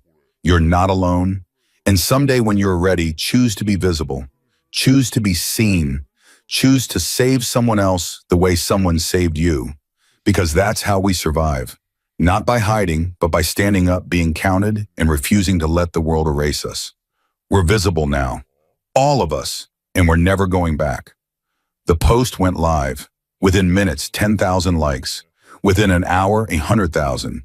Within the day, it would hit millions, spreading across platforms and demographics and into the feeds of people who needed to hear that invisibility wasn't permanent, that broken things could be fixed, that survival was possible even when the world tried its hardest to erase you.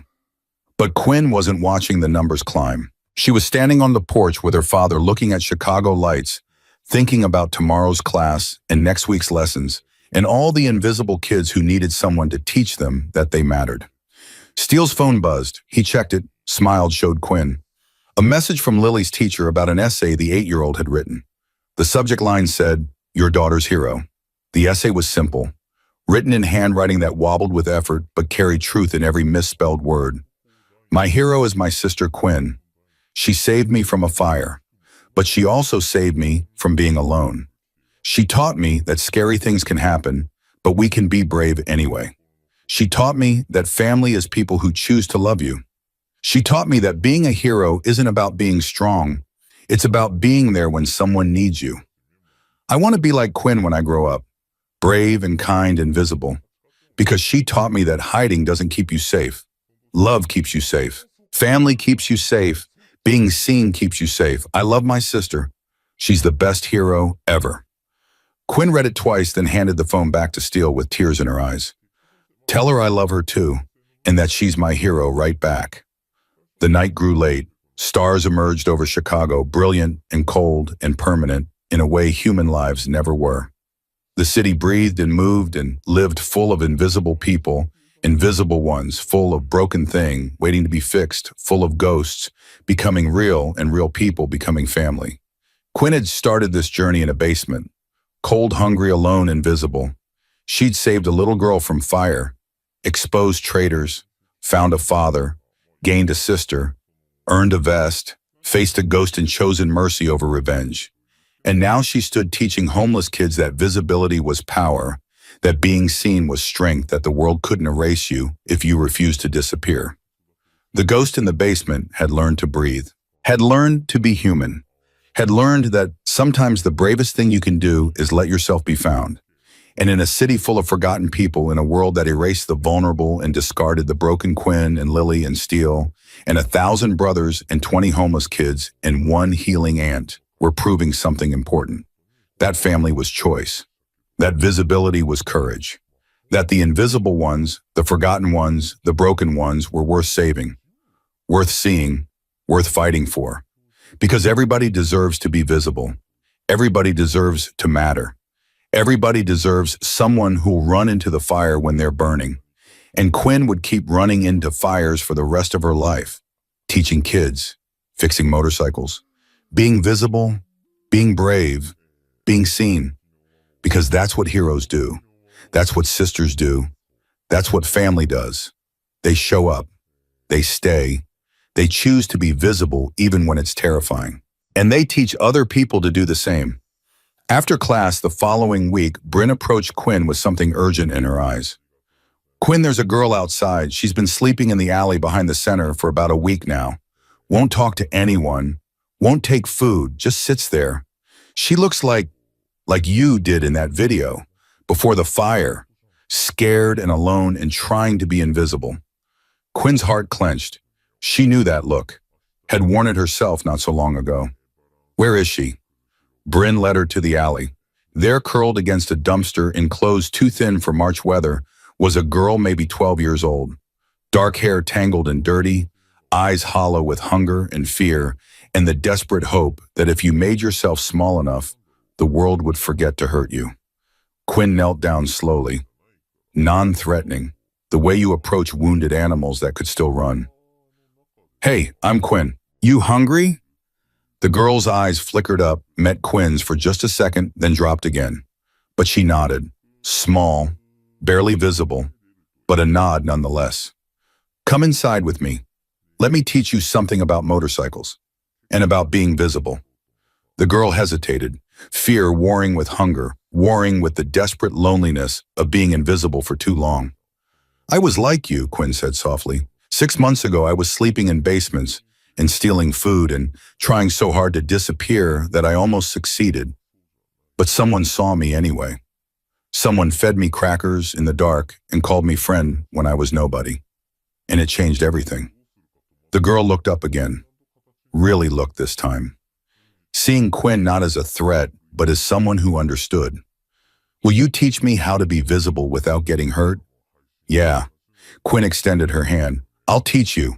That's what we do here. We teach invisible kids that broken things can be fixed. That you can be seen without being destroyed. That survival isn't about hiding. It's about finding people who see you and choosing to let them in. The girl took Quinn's hand. Her grip was weak from hunger, but her eyes held something new. Hope, maybe, or the beginning of trust, or just the recognition that invisibility, while safe, was also its own kind of death. Quinn led her inside where Steele and Lily were cleaning up tools, where 20 other kids who understood what it meant to be forgotten were learning that they mattered, where a community of broken people was teaching each other how to be whole. The cycle continued, invisible kids being found, one at a time, one hand extended, one choice to be seen instead of hidden, one decision to run into the fire instead of away from it.